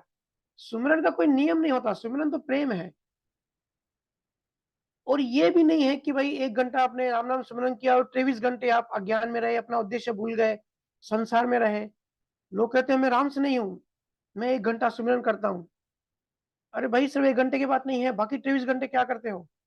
राम स्नेही मतलब वो नहीं जो राम का सुमिरन करे, राम स्नेही मतलब जो राम में स्नेह रखे। राम मतलब वो आत्मा, 24 घंटे उसको अपना लक्ष्य याद हो, 24 घंटे जागृति हो। फिर अगर वो कम ज्यादा भी सुमिरन पे बैठता है एक जगह बैठ के, तो भी उसका काम हो जाता है। तो जाप और सुमिरन में फर्क होता है। जाप की जो रेडियस है वो लिमिटेड होती है, स्वरूप सुमिरन अनंत होता है। तो सुमिरन मतलब याद, प्रेम। देखो, कोई किसी को प्रेम करता है, उसको याद करता रहता है ना। जाप में प्रेम की जरूरत नहीं है, जाप तो बस ऐसी मशीन, एक नियम, एक जिद करके, हठयोग जिसको कहते हैं, जिद करके बैठ जाओ कि इतना जाप, इतने 108 बार जाप करना है। तो बेनिफिट तो हर चीज के होते हैं, जैसे मैंने कहा, शरीर का अगर कोई कर रहा है तो उसका फल मिलेगा, लेकिन केवल ज्ञान चाहिए तो प्रेम, जाप नहीं, सुमिरन। तो ऐसे बच्चों को हर चीज का ज्ञान दो, और खुद भी आत्मा में रहो। ये सब चलता रहेगा। बहुत सारे धर्म, बहुत सारे पंथ दुनिया भर में पैदा हुए, क्योंकि समय का नियम है। समय में कोई चीज पैदा होती है, कुछ समय रहता है और फिर डिस्ट्रॉय, खत्म हो जाती है। गॉड कहते हैं ना, जनरेटर, ऑपरेटर, डिस्ट्रॉयर। कोई भी चीज पैदा होगी, कुछ समय रहेगी, फिर खत्म हो जाएगी। ये नियम है प्रकृति का। तो ये पंथों में भी होता है, ये धर्मों में भी होता है। धर्म भी पैदा हो जाते हैं, कुछ हजार साल वो रहते हैं, फिर खत्म हो जाते हैं, फिर नए धर्म पैदा हो जाते हैं। जो भी बाहरी धर्म है वो सब माया है, सब प्रकृति का पार्ट है, सब 52 अक्षरों में है। अगर मुक्त होना है तो सारे धर्मों से आप मुक्त हो जाओ, 52 अक्षरों से मुक्त हो जाओ। और वही है नियक्षर, वही है कैवल्य, वही है आत्मा, वही है परमात्मा, वही है स्वरूप। उसमें जब स्थिर रहोगे, तब आप संसार में रहकर संसार से मुक्त होगे। क्योंकि हम यहाँ इस देश में है, यहाँ से निकल नहीं सकते। हमारा पासपोर्ट रख लिया है प्रकृति ने, हमारी भी, हमको वीजा भी नहीं है, हम यहाँ फंस गए हैं। तो सतगुरु दिए द्वारा दिया गया ज्ञान और ध्यान जब हम चलते हैं, और जब नियक्षर मिल जाता है, तब पासपोर्ट की भी जरूरत नहीं पड़ती। जैसे डिप्लोमेट जाते हैं दूसरे देशों में, तो पासपोर्ट भी नहीं, जरूरत नहीं पड़ती। तो नियक्षर ऐसा है कि माया का पासपोर्ट भी नहीं चाहिए, बस चलना है अपने असली घर। और ये ऐसा नहीं मरने के बाद होगा, या कल होगा, या परसों होगा, या 1 घंटा होगा। 24 घंटे आप अपने अंदर जागृति रखो। ये जितने भी फंसाने वाले काम होते हैं, लड़ाई झगड़ा, आर्ग्यूमेंट, द्वेष भावना, मैं बड़ा, ये सब तरंग हैं, ये सब वाइब्रेशंस हैं। वाइब्रेशन मतलब एनर्जी, एनर्जी मतलब ये सब सारी एनर्जीज प्रकृति की एनर्जीज हैं। तो जो भी तरंग है, समझ जाओ मन का काम है। आत्मा निस्तरंग है। तो जो भी तरंग आपको अंदर में टच करे, आपको लगे कि भाई किसने अपमान कर दिया, अंदर में तरंग हो गई। बहुत बार हम कहते हैं चलो माफ कर दिया, चलो ठीक है, हमको फर्क नहीं पड़ा। वो तो बाहर बाहर से बोलने से मतलब होता है, लेकिन अपने अंदर जाके देखना है कि सही में तरंग पैदा हुई या नहीं हुई। तरंग पैदा हुई मतलब 52 अक्षरों की एनर्जी हमारे अंदर आ गई, उसको डिलीट करना है बस। ठीक है मोहन जी। तो इस तरीके से बचा जा सकता है। जब हम स्वधर्म में रहेंगे, तब बाहरी धर्म हमारा कुछ नहीं बिगाड़ सकते। और 24 घंटे स्वधर्म में रहना है, मुक्त रहना है। और जो स्वधर्म में रहता है, उसको किसी का भय नहीं होता। ठीक है, नेक्स्ट क्वेश्चन। सीता नंदवानी उल्लासनगर से, अपना माइक अनम्यूट कीजिए।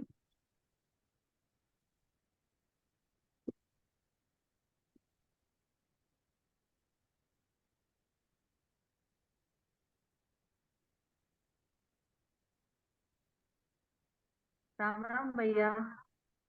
राम राम। भैया मेरा एक प्रश्न है। जी कहिए।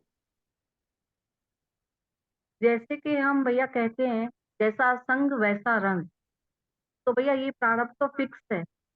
पर कैकेयी जो राम को इतना प्यार करती थी, प्रेम करती थी, तो उसने मंत्रा के कहने पर राम को दशरथ के द्वारा वनवास भेजा। तो भैया ये लाभ कर्म है, अनुसार प्रारब्ध है। पर मंत्रा के संग केकई की बुद्धि भ्रष्ट हुई, तो इन दोनों में भेद कैसे समझे भैया? तो ये जैसे संग कहते हैं, संग वैसा रंग लगता है, कैसे होगा भैया? देखिए बात बिल्कुल सही है आपकी। कहावत है जैसा संग वैसा रंग, और गुरु भी इस बात को रिजेक्ट नहीं करते, केवल ज्ञानी भी कहते हैं। और आपने पूछा कि संग उसी को मिलता है जिसके प्रारब्ध कर्म में होता है।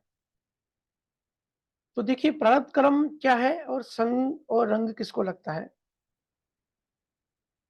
गुरु महाराज ने कहा है आपके अंदर काम भी है, आपके अंदर राम भी है। जिसका संग करोगे वो जागृत हो जाएगा। कामियों का संग करोगे तो आपके अंदर काम जागृत हो जाएगा। संतों का संग करोगे तो राम जागृत हो जाएगा। तो सारे संतों ने इसकी बात कही है। देखिए प्रारब्ध कर्म जो है, हमारा जो बायोलॉजिकल शरीर है, हमारी 5 इंद्रियां हैं, इससे रिलेटेड है। हम जिसका भी जीवन भर में जिसका भी संग मिलता है, अगर संतों का संग मिलता है तो ये भी प्रारब्ध कर्मों की वजह से मिलता है। अगर चोरों का, अज्ञानियों का संग मिलता है तो वो भी प्रारब्ध कर्मों की लेन-देन होती है। कई बार ऐसे होते हैं कि घर में एक ज्ञानी होता है, बड़ा चेतनवान, बड़ा जागृत पुरुष होता है, अब लेकिन घर में बाकी सब अज्ञानी होते हैं, तो उनको अज्ञानी के बीच में रहना पड़ता है क्योंकि प्रारब्ध कर्म है। किसी को ऐसा संग मिल जाता है कि एक वेजिटेरियन है, लेकिन उसकी जो फ्रेंड सर्कल होता है या परिवार होता है वो नॉन वेजिटेरियन होते हैं। तो देखिए ये जो भी हमारा शरीर जहाँ भी जाता है ना, जिससे भी मिलता है, जिससे भी दोस्ती-यारी करता है, जिससे भी संग, मतलब वो कोई भी हो सकता है, हमारे माँ-बाप, बच्चे, भाई-बहन, हमारे दोस्त यार, हमारे गर्लफ्रेंड्स, हमारे बॉयफ्रेंड्स, पति-पत्नी, जो भी रिश्तेदार हैं, ये सब प्रारब्ध कर्मों की वजह से मिलता है। अब इसमें अच्छे भी होते हैं, बुरे भी होते हैं, क्योंकि देखो आप सब भी ऑब्ज़र्व करो, ये पूरी मिक्स खिचड़ी होती है। हमारा जो जीवन है ना, मिक्स खिचड़ी होती है। आपके जीवन में सारे अच्छे लोग नहीं होंगे, सारे बुरे लोग भी नहीं होंगे, सारे ज्ञानी लोग भी नहीं होंगे, सारे अज्ञानी लोग भी नहीं होंगे। क्योंकि जब प्रकृति डिज़ाइन बनाती है प्रारब्ध का, उसके ही संचित कर्मों में से ऐसे-ऐसे कर्म निकालती है, ताकि फ़िल्म बड़ी अच्छी बने। एक फ़िल्म में देखो ड्रामा भी होता है, एक्शन भी होता है, कॉमेडी भी होती है, इमोशन भी होते हैं। वो ऐसे बनाते हैं कि सब कुछ हो तो वो फ़िल्म हिट बनेगी। ऐसे प्रकृति भी हमारी जीवन की लीला या जीवन की फ़िल्म बनाती है। लगभग एवरेज इंसान के जीवन में सब कुछ होता है। तो बायोलॉजिकल शरीर से जो भी मिलता है, नहीं मिलता है, वो तो प्रारब्ध कर्मों का पार्ट होता है। जैसे आपने राम की बात कही कि राम को तो राज्य मिलने वाला था, कैकेयी की बात में दशरथ आ गया और राज्य नहीं दिया उसको, 14 साल वनवास भेज दिया। तो ये भी राम के प्रारब्ध कर्म इस तरीके से बने हुए थे। तो जिसका संग मिलता है वो तो मिलता है प्रारब्ध कर्मों से। तो फिर ये बात कैसे आगे बोलते हैं कि जैसा संग वैसा रंग। देखिए संग की जो बात है ना, संग मतलब कंपनी, किसकी कंपनी, हम किसके टच में हैं, तो इसका असर पड़ता है हमारे आंतरिक मन पे। ये जो रंग कहते हैं ना, जैसा संग वैसा रंग, ये रंग हमारे शरीर पे नहीं चढ़ता, ये हमारे आंतरिक मन पे चढ़ता है। हमने कई बार चर्चा करी है कि बाहर की चीज़ें जो है वो तो प्रारब्ध कर्मों के अधीन है, वो तो कर्म फल है, तो हमारे हाथ में फ्रीडम कुछ है ही नहीं। ये जो हम नए कर्म बनाते हैं ना, जो आंतरिक जो मन है, जो जीवात्मा है, वो जहाँ से नया कर्म बनाते हैं, वो हमारे फ्रीडम में होता है। तो जो रंग लगता है ना, वो जीवात्मा को लगता है, मन, चित्त, बुद्धि, अहंकार को लगता है, वो चित्त को लगता है। तो संग तो हम हमारा होता है चोर के साथ, तो वो तो हो गया जीवन के कर्मों की वजह से। लेकिन हमारा आंतरिक मन कैसा है, वो ज्ञानी है या अज्ञानी है, उस पे डिपेंड करता है कि हमको रंग लगेगा कि नहीं लगेगा। अगर हम भी उसकी लेवल के हैं, हमारी चेतना भी बहुत लो लेवल की है, हम भी उसी प्रकार से सोचते हैं जैसा हमारा संग वाला सोचता है, तो अगर वो चोरी करता है या वासना की बातें करता है और हम भी उसकी लेवल पे हैं, तो बहुत ज्यादा चांसेस है कि हम जो इस कानों की इंद्रियों से जो इन्फॉर्मेशन अंदर जाएगी, हमारा जो बाहरी मन है वो इस इन्फॉर्मेशन को प्रोसेस करेगा और उसकी तरंगे हमारे आंतरिक मन तक भी जाएंगी। तो जो रंग लगने वाली बात है ना, वो हमारे आंतरिक मन तक पहुंचती है। तो जो अज्ञानी होता है उसको वैसा रंग लग जाता है। जो ज्ञानी होता है, जो गुरु के सानिध्य में होता है, जो ज्ञान को पकड़ के रखता है। देखो आप सबके भी मुझे सब बताते हैं ना कि भैया भजन सुमरन हम जब करते हैं या जब ज्ञान की बातें करते हैं तो घर वाले विरोध करते हैं कि इतना ज्ञान में मत जाओ, इतना अध्यात्म में मत जाओ, फिर तो शादी नहीं करोगे, या तो बच्चे नहीं करोगे, या तो फिर धंधे में ध्यान नहीं दोगे, अभी से सन्यासी हो जाओगे, इसमें इतना मत घुसो। एक तो बड़ा ज्ञानी आया मेरे पास, बोलता है अनिल भाई आप ही कहते हैं कि भाई बैलेंस रखो, फिर अध्यात्म में आप क्यों बोलते हो कि पूरे डूब जाओ। अरे भाई मैं साथ में ये भी कहता हूँ, अध्यात्म जो है वो अलग है, प्रकृति, पुरुष और प्रकृति अलग है। ये जो बैलेंस का नियम है ना, ये प्रकृति में चलता है। जो भी प्रकृति, जो भी संसारी चीजें हैं उसमें बैलेंस। लेकिन जहां आत्मा की, परमात्मा की, गुरु की बात आ गई, वहां पूरे डूब जाओ 100%। तो जब आपके परिवार वाले आपको मना करते हैं, तो कुछ लोग उनकी बातों में आ भी जाते हैं। बहुत लोग होते हैं जो रोकने की कोशिश करते हैं। कोई भी अगर किसी को, जो खुद समझो, बहुत बार ऐसे होता है कि पति पत्नी होते हैं, तो पति जो है वो बहुत नीचे की गति से आया होता है, बिल्कुल पशु योनि से आया होता है, और पत्नी जो है वो देवलोक से आई होती है या किसी संत के समागम करके आई होती है।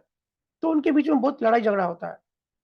पति बहुत कोशिश करता है कि पत्नी धर्म के मार्ग पे, ज्ञान के मार्ग पे न जाए। ये मैं एग्जाम्पल दे रहा हूँ, आप इसमें कुछ भी पकड़ सकते हो।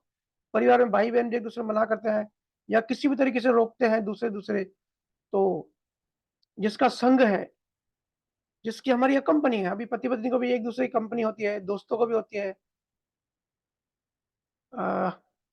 कंपनी में जो काम करते हैं वो भी एक दूसरे से रिलेटेड होते हैं। तो जो जैसा होता है वो तो कोशिश करता है, और प्रकृति जोर लगाती है कि जो जिसके ऊपर अध्यात्म थोड़ा बहुत है उसके ऊपर अपना रंग लगा दो। और प्रकृति की कोशिश होती है कि ज्यादा से ज्यादा आवरण डालते जाओ। तो अगर हम ज्ञान में हैं, हम जागृत हैं, हम ध्यान में उतरते हैं, तो बाहर बाहर तो दोस्ती होगी। लेकिन जैसे समझो, अगर उसने कहा यार चोरी करना बड़ा अच्छा काम है, बड़ा आसानी से पैसा मिल जाता है, तो अगर कोई ज्ञानी होगा तो बिल्कुल अंदर में उसका विवेक नॉक करेगा कि नहीं, ये बात गलत है, ये बात मैं एक्सेप्ट नहीं करता। तो उसको कहेंगे कि उसको संघ का रंग नहीं लगा, क्योंकि वॉलपेपर आ गया, प्रोटेक्शन आ गई, और उसकी लेवल का होगा तो उसको वो बात पसंद आएगी, और वो आंतरिक मन में भी वो बात चली जाएगी। जैसे अभी अभिप्राय की मैंने बात की, कई बार हम कहते हैं, समझो अगर कोई गुरु है, हमको सही लगता है उसका ज्ञान, तो अगर एक बात, एक आदमी, जो दोस्त है, एक दोस्त कहता है कि यार इस गुरु की सनिध्य में चलना चाहिए, बहुत ही अच्छी बातें होती है और समझ में आती हैं, सही लगती है हमारे अनुभव से,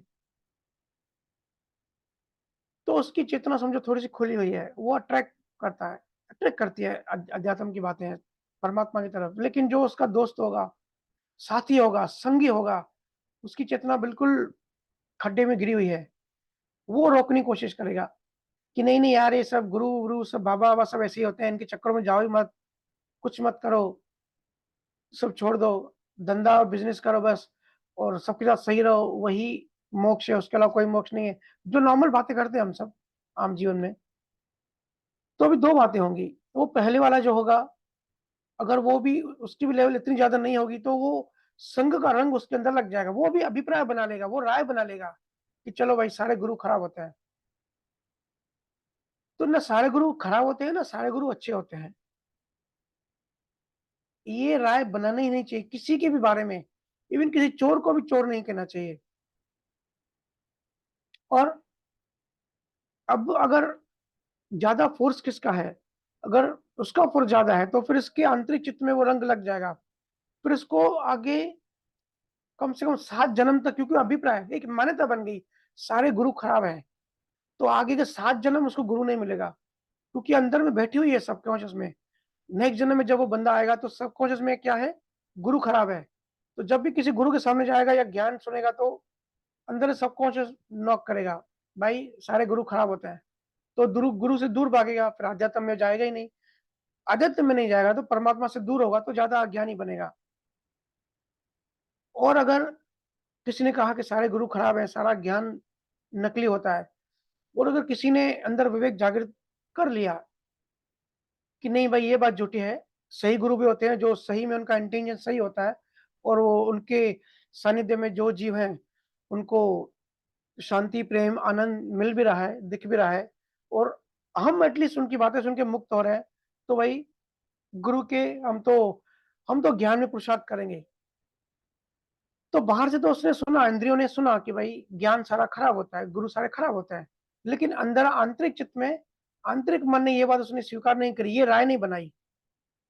तो हो सकता है उसको मतलब रंग नहीं लगा, संग का रंग नहीं लगा, तो वो फिर इस जन्म में भी, आगे जन्म में भी हमेशा गुरुओं को मिलेगा। तो मान्यता, मैं कहता हूँ ना, मान्यता किसी चीज की मत बनाओ, अंदर से हर चीज के लिए न्यूट्रल हो जाओ। ना कुछ अच्छा होता है, ना कुछ बुरा होता है। इसलिए गुरु महाराज ने कहा कि कामी का संग करोगे तो आपके अंदर ही काम है, वो जागृत रहेगा। फिर आगे के कई जन्म आप कामुक रहोगे, बैक्टीरिया बन जाओगे छोटे छोटे। और संतों का संग करोगे तो आपके अंदर जो है राम जागृत होगा। इसलिए मैं भी कहता हूँ कि संतों से चर्चा करो।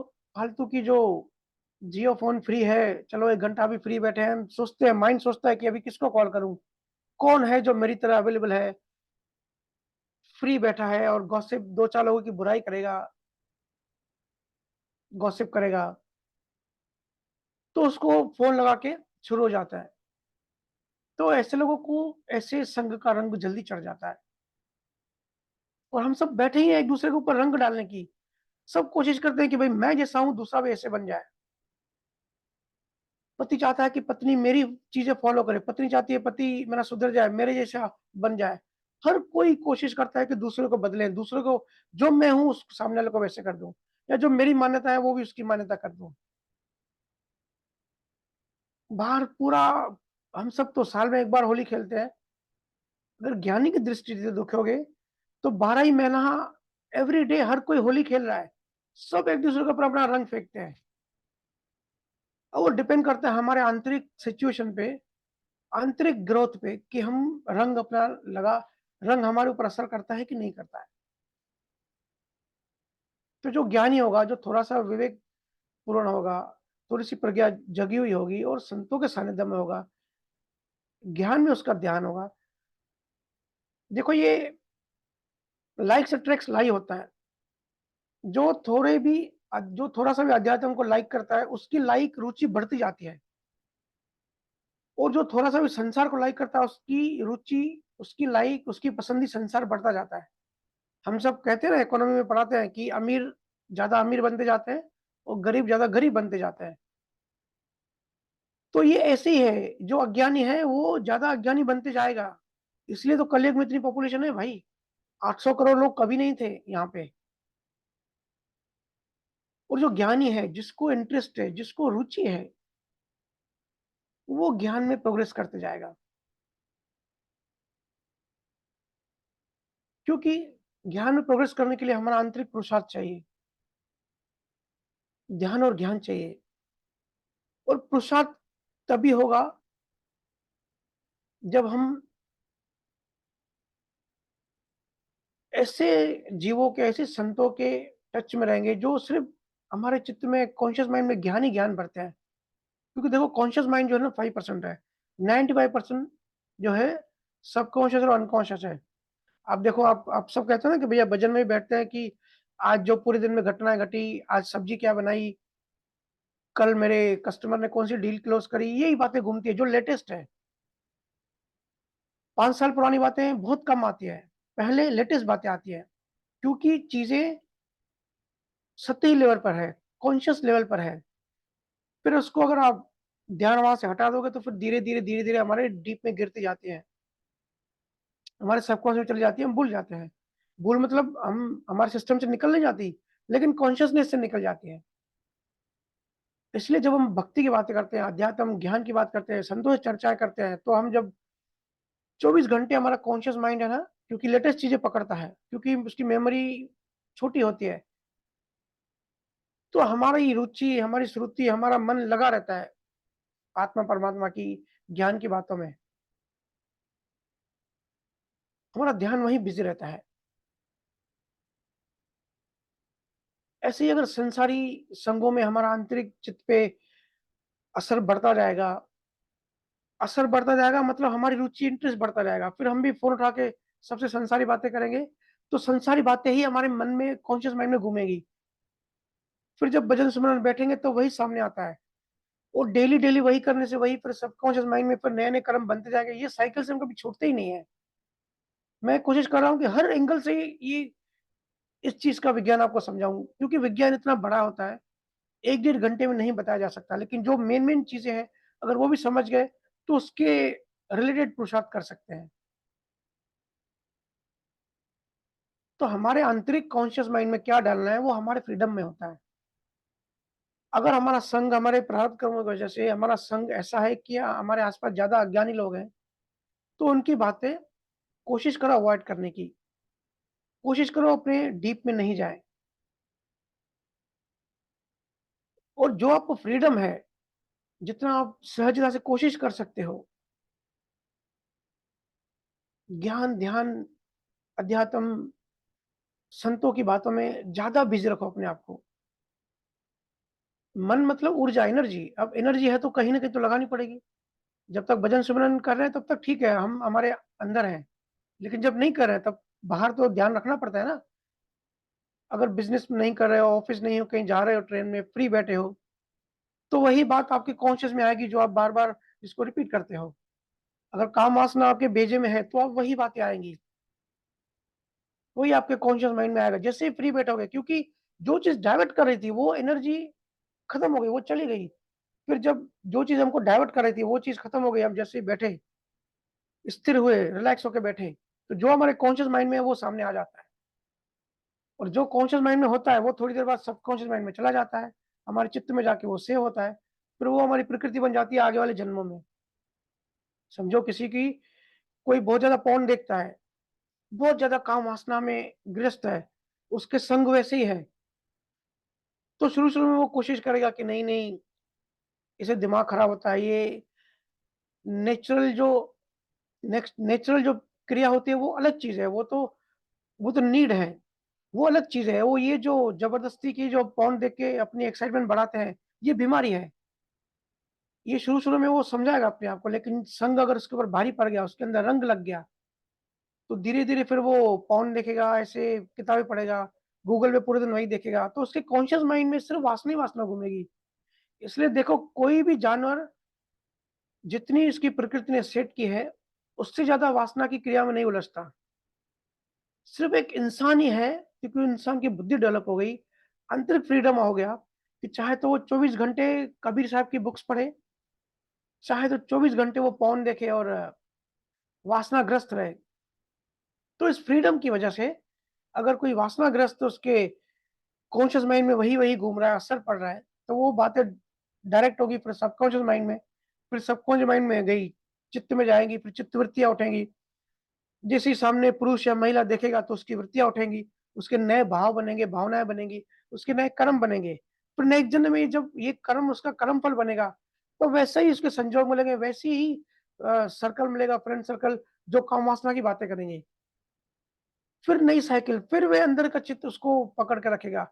ये विशेष साइकिल है, ये कभी खत्म नहीं होती जब तक कि पहुंचा हुआ सतगुरु नहीं मिलते, जब तक सतगुरु इन चीजों को अंदर से फ्रैक्चर नहीं करें। तो बातें बाहर की इंपॉर्टेंट नहीं है, बाहर का शरीर क्या कर रहा है, बाहर का मन क्या कर रहा है, बाहर का मन चाहे यूट्यूब सत्संग सुन रहा है, चाहे क्रिकेट खेल रहा है, उससे इतनी इंपॉर्टेंट, उससे कुछ ज्यादा फर्क नहीं पड़ता। फर्क पड़ता है हमारा आंतरिक चित्त पे, हमारा अंदर का सिस्टम कैसा है। और ये जो निरीक्षर है, जो ध्यान है, ये जो केवल ज्ञान है, ये पूरा का पूरा आंतरिक मन को चोट करने के लिए है, हमारे आंतरिक अहंकार को खत्म करने के लिए है। आंतरिक अहंकार, आंतरिक मन खत्म हुआ तो ये चीजें हमको असर नहीं करती है। और हम वर्क इन प्रोग्रेस है, हम पूरे परमात्मा में नहीं बन गए और पूरे जानवर भी नहीं है, हम बीच में है। तो हम प्रोग्रेस करते हैं। तो कभी हम, हमारी चेतना बहुत जग जाती है, बहुत ऊपर चढ़ जाती है, फिर कभी सांप डस लेता है तो वापस नीचे गिर जाते हैं। आप सब देख ही रहे हैं, किसे बड़े बड़े गुरु की चेतना भी गिर जाती है, वो भी अपने पद से गिर जाते हैं। तो ये उठना और चढ़ना, ये गिरना, ये चलता रहता है। इसलिए अपने आप को जागृत रखें, अलर्ट रहें। और अलर्ट कैसे रहेंगे, जागृत कैसे रहेंगे? सबसे पहले तो जो ध्यान का नियम गुरु ने बताया, ध्यान, अगर ध्यान हमारे संजोगों में, हमारे प्रारब्ध कर्मों में नहीं है, तो भी ऐसी श्रुति रखनी है अंदर से कि मुझे ध्यान करना है, कोशिश करनी है। जैसे मैं कहता हूँ कि 45 मिनट ध्यान पे बैठो, लेकिन कुछ कुछ जी कहते हैं भैया हम 10 मिनट ही बैठ पाए, हमको संजोग ही नहीं मिले। और अगर ईमानदारी से बता रहे हो तो इसमें आपका दोष नहीं है, आप, आपकी प्रगति हुई। अगर आप 10 मिनट बैठे तो आपका, आपकी प्रोग्रेस 1 घंटे वाले से भी ज्यादा हो गई, क्योंकि इसमें समय मायने नहीं रखता। आपका आंतरिक पुरुषार्थ, आपने याद रखा, याद क्या रखा कि मुझे मोक्ष चाहिए, मुझे मुक्त होना है, मैं यहाँ मुक्त होना आया हूँ। इतने बिजी शेड्यूल में भी आपको याद है। कुछ लोग मुझे कहते हैं भैया मैं ऑफिस में जगह नहीं मिलती, तो मैं ऑफिस में जगह ढूंढता हूँ। और कहते हैं आपके सत्संग में सुना कि आप दुबई में बाथरूम में बैठ के ध्यान करते थे, आपको जगह नहीं थी, तो मैं भी बाथरूम में जाके बैठ जाता हूँ। तो ये आंतरिक पुरुषार्थ है। इसमें क्या होगा, दूसरा कुछ हो ना हो, आपकी श्रुति परमात्मा में होगी, मतलब 52 अक्षरों के बाहर होगी। तो जितनी देर के लिए आपकी श्रुति 52 अक्षरों से बाहर है, उतनी देर के लिए ही कम से कम आपके नए कर्म नहीं बनेंगे, आप प्रकृति के बंधनों से मुक्त होंगे। 52 से आप उस समय, उस पल के लिए आप 52 से बाहर हो। ठीक है? तो सहजता से सिर्फ पुरुषार्थ करना है, जितने गुरु ने कहा उतना समय ध्यान करना है, ध्यान में डूबना है। ध्यान में स्वरूप में, जैसे जैसे ध्वनि सुनते जाएंगे, ध्वनि मर्ज होते जाएंगे, स्वरूप में स्थिर होते जाएंगे। फिर ऐसी अवस्था आती है कि अलग से बैठना भी नहीं पड़ता, ये मैं कई बार कह चुका हूँ। फिर 24 घंटे ध्यान चलता है, 24 घंटे श्रुति लगी रहती है परमात्मा में, स्वरूप में। इसलिए अष्टवक्र जैसे महागुरुओं ने, ज्ञानियों ने कहा है कि कुछ करने की जरूरत नहीं है, लेकिन उन्होंने अपनी परम चेतना से ये बात कही है, वो जहां पहुंच गए, जहां कुछ करने की जरूरत नहीं पड़ती। लेकिन मैं एक बात कहता हूं, कुछ ना करने की अवस्था कुछ करने गुजरने के बाद आती है। ये सब करके, करना मतलब कर्ता भाव से नहीं, आंतरिक पुरुषार्थ जो ध्यान और ज्ञान गुरु ने आज्ञा की है। पुरुषार्थ करते करते करते करते एक दिन हम उस पॉइंट पे पहुंच जाते हैं जहां कुछ भी करने की जरूरत नहीं पड़ती। कबीर साहब ने इसी को तो कहा है, अब मैं पाऊं विश्राम, अब वो मेरा सुमिरन करता है। बहुत ही डीप, बहुत ही गहरी बात है। मतलब मैं तो कहता हूँ जो अनुभव करेगा उसको शब्द भी नहीं मिलेंगे कि मैं आराम कर रहा हूँ और आत्मा मुझे याद कर रही है। बड़ी उल्टी बात है, लेकिन वो उल्टी बात ये सब प्रोसेस से गुजर के बाद में आती है। ठीक है सीता जी, तो मुझे समय का पता ही नहीं चला, काफी समय हो गया। तो संतों को बहुत बहुत धन्यवाद। संतों अभी सत्संग यही विराम करते हैं।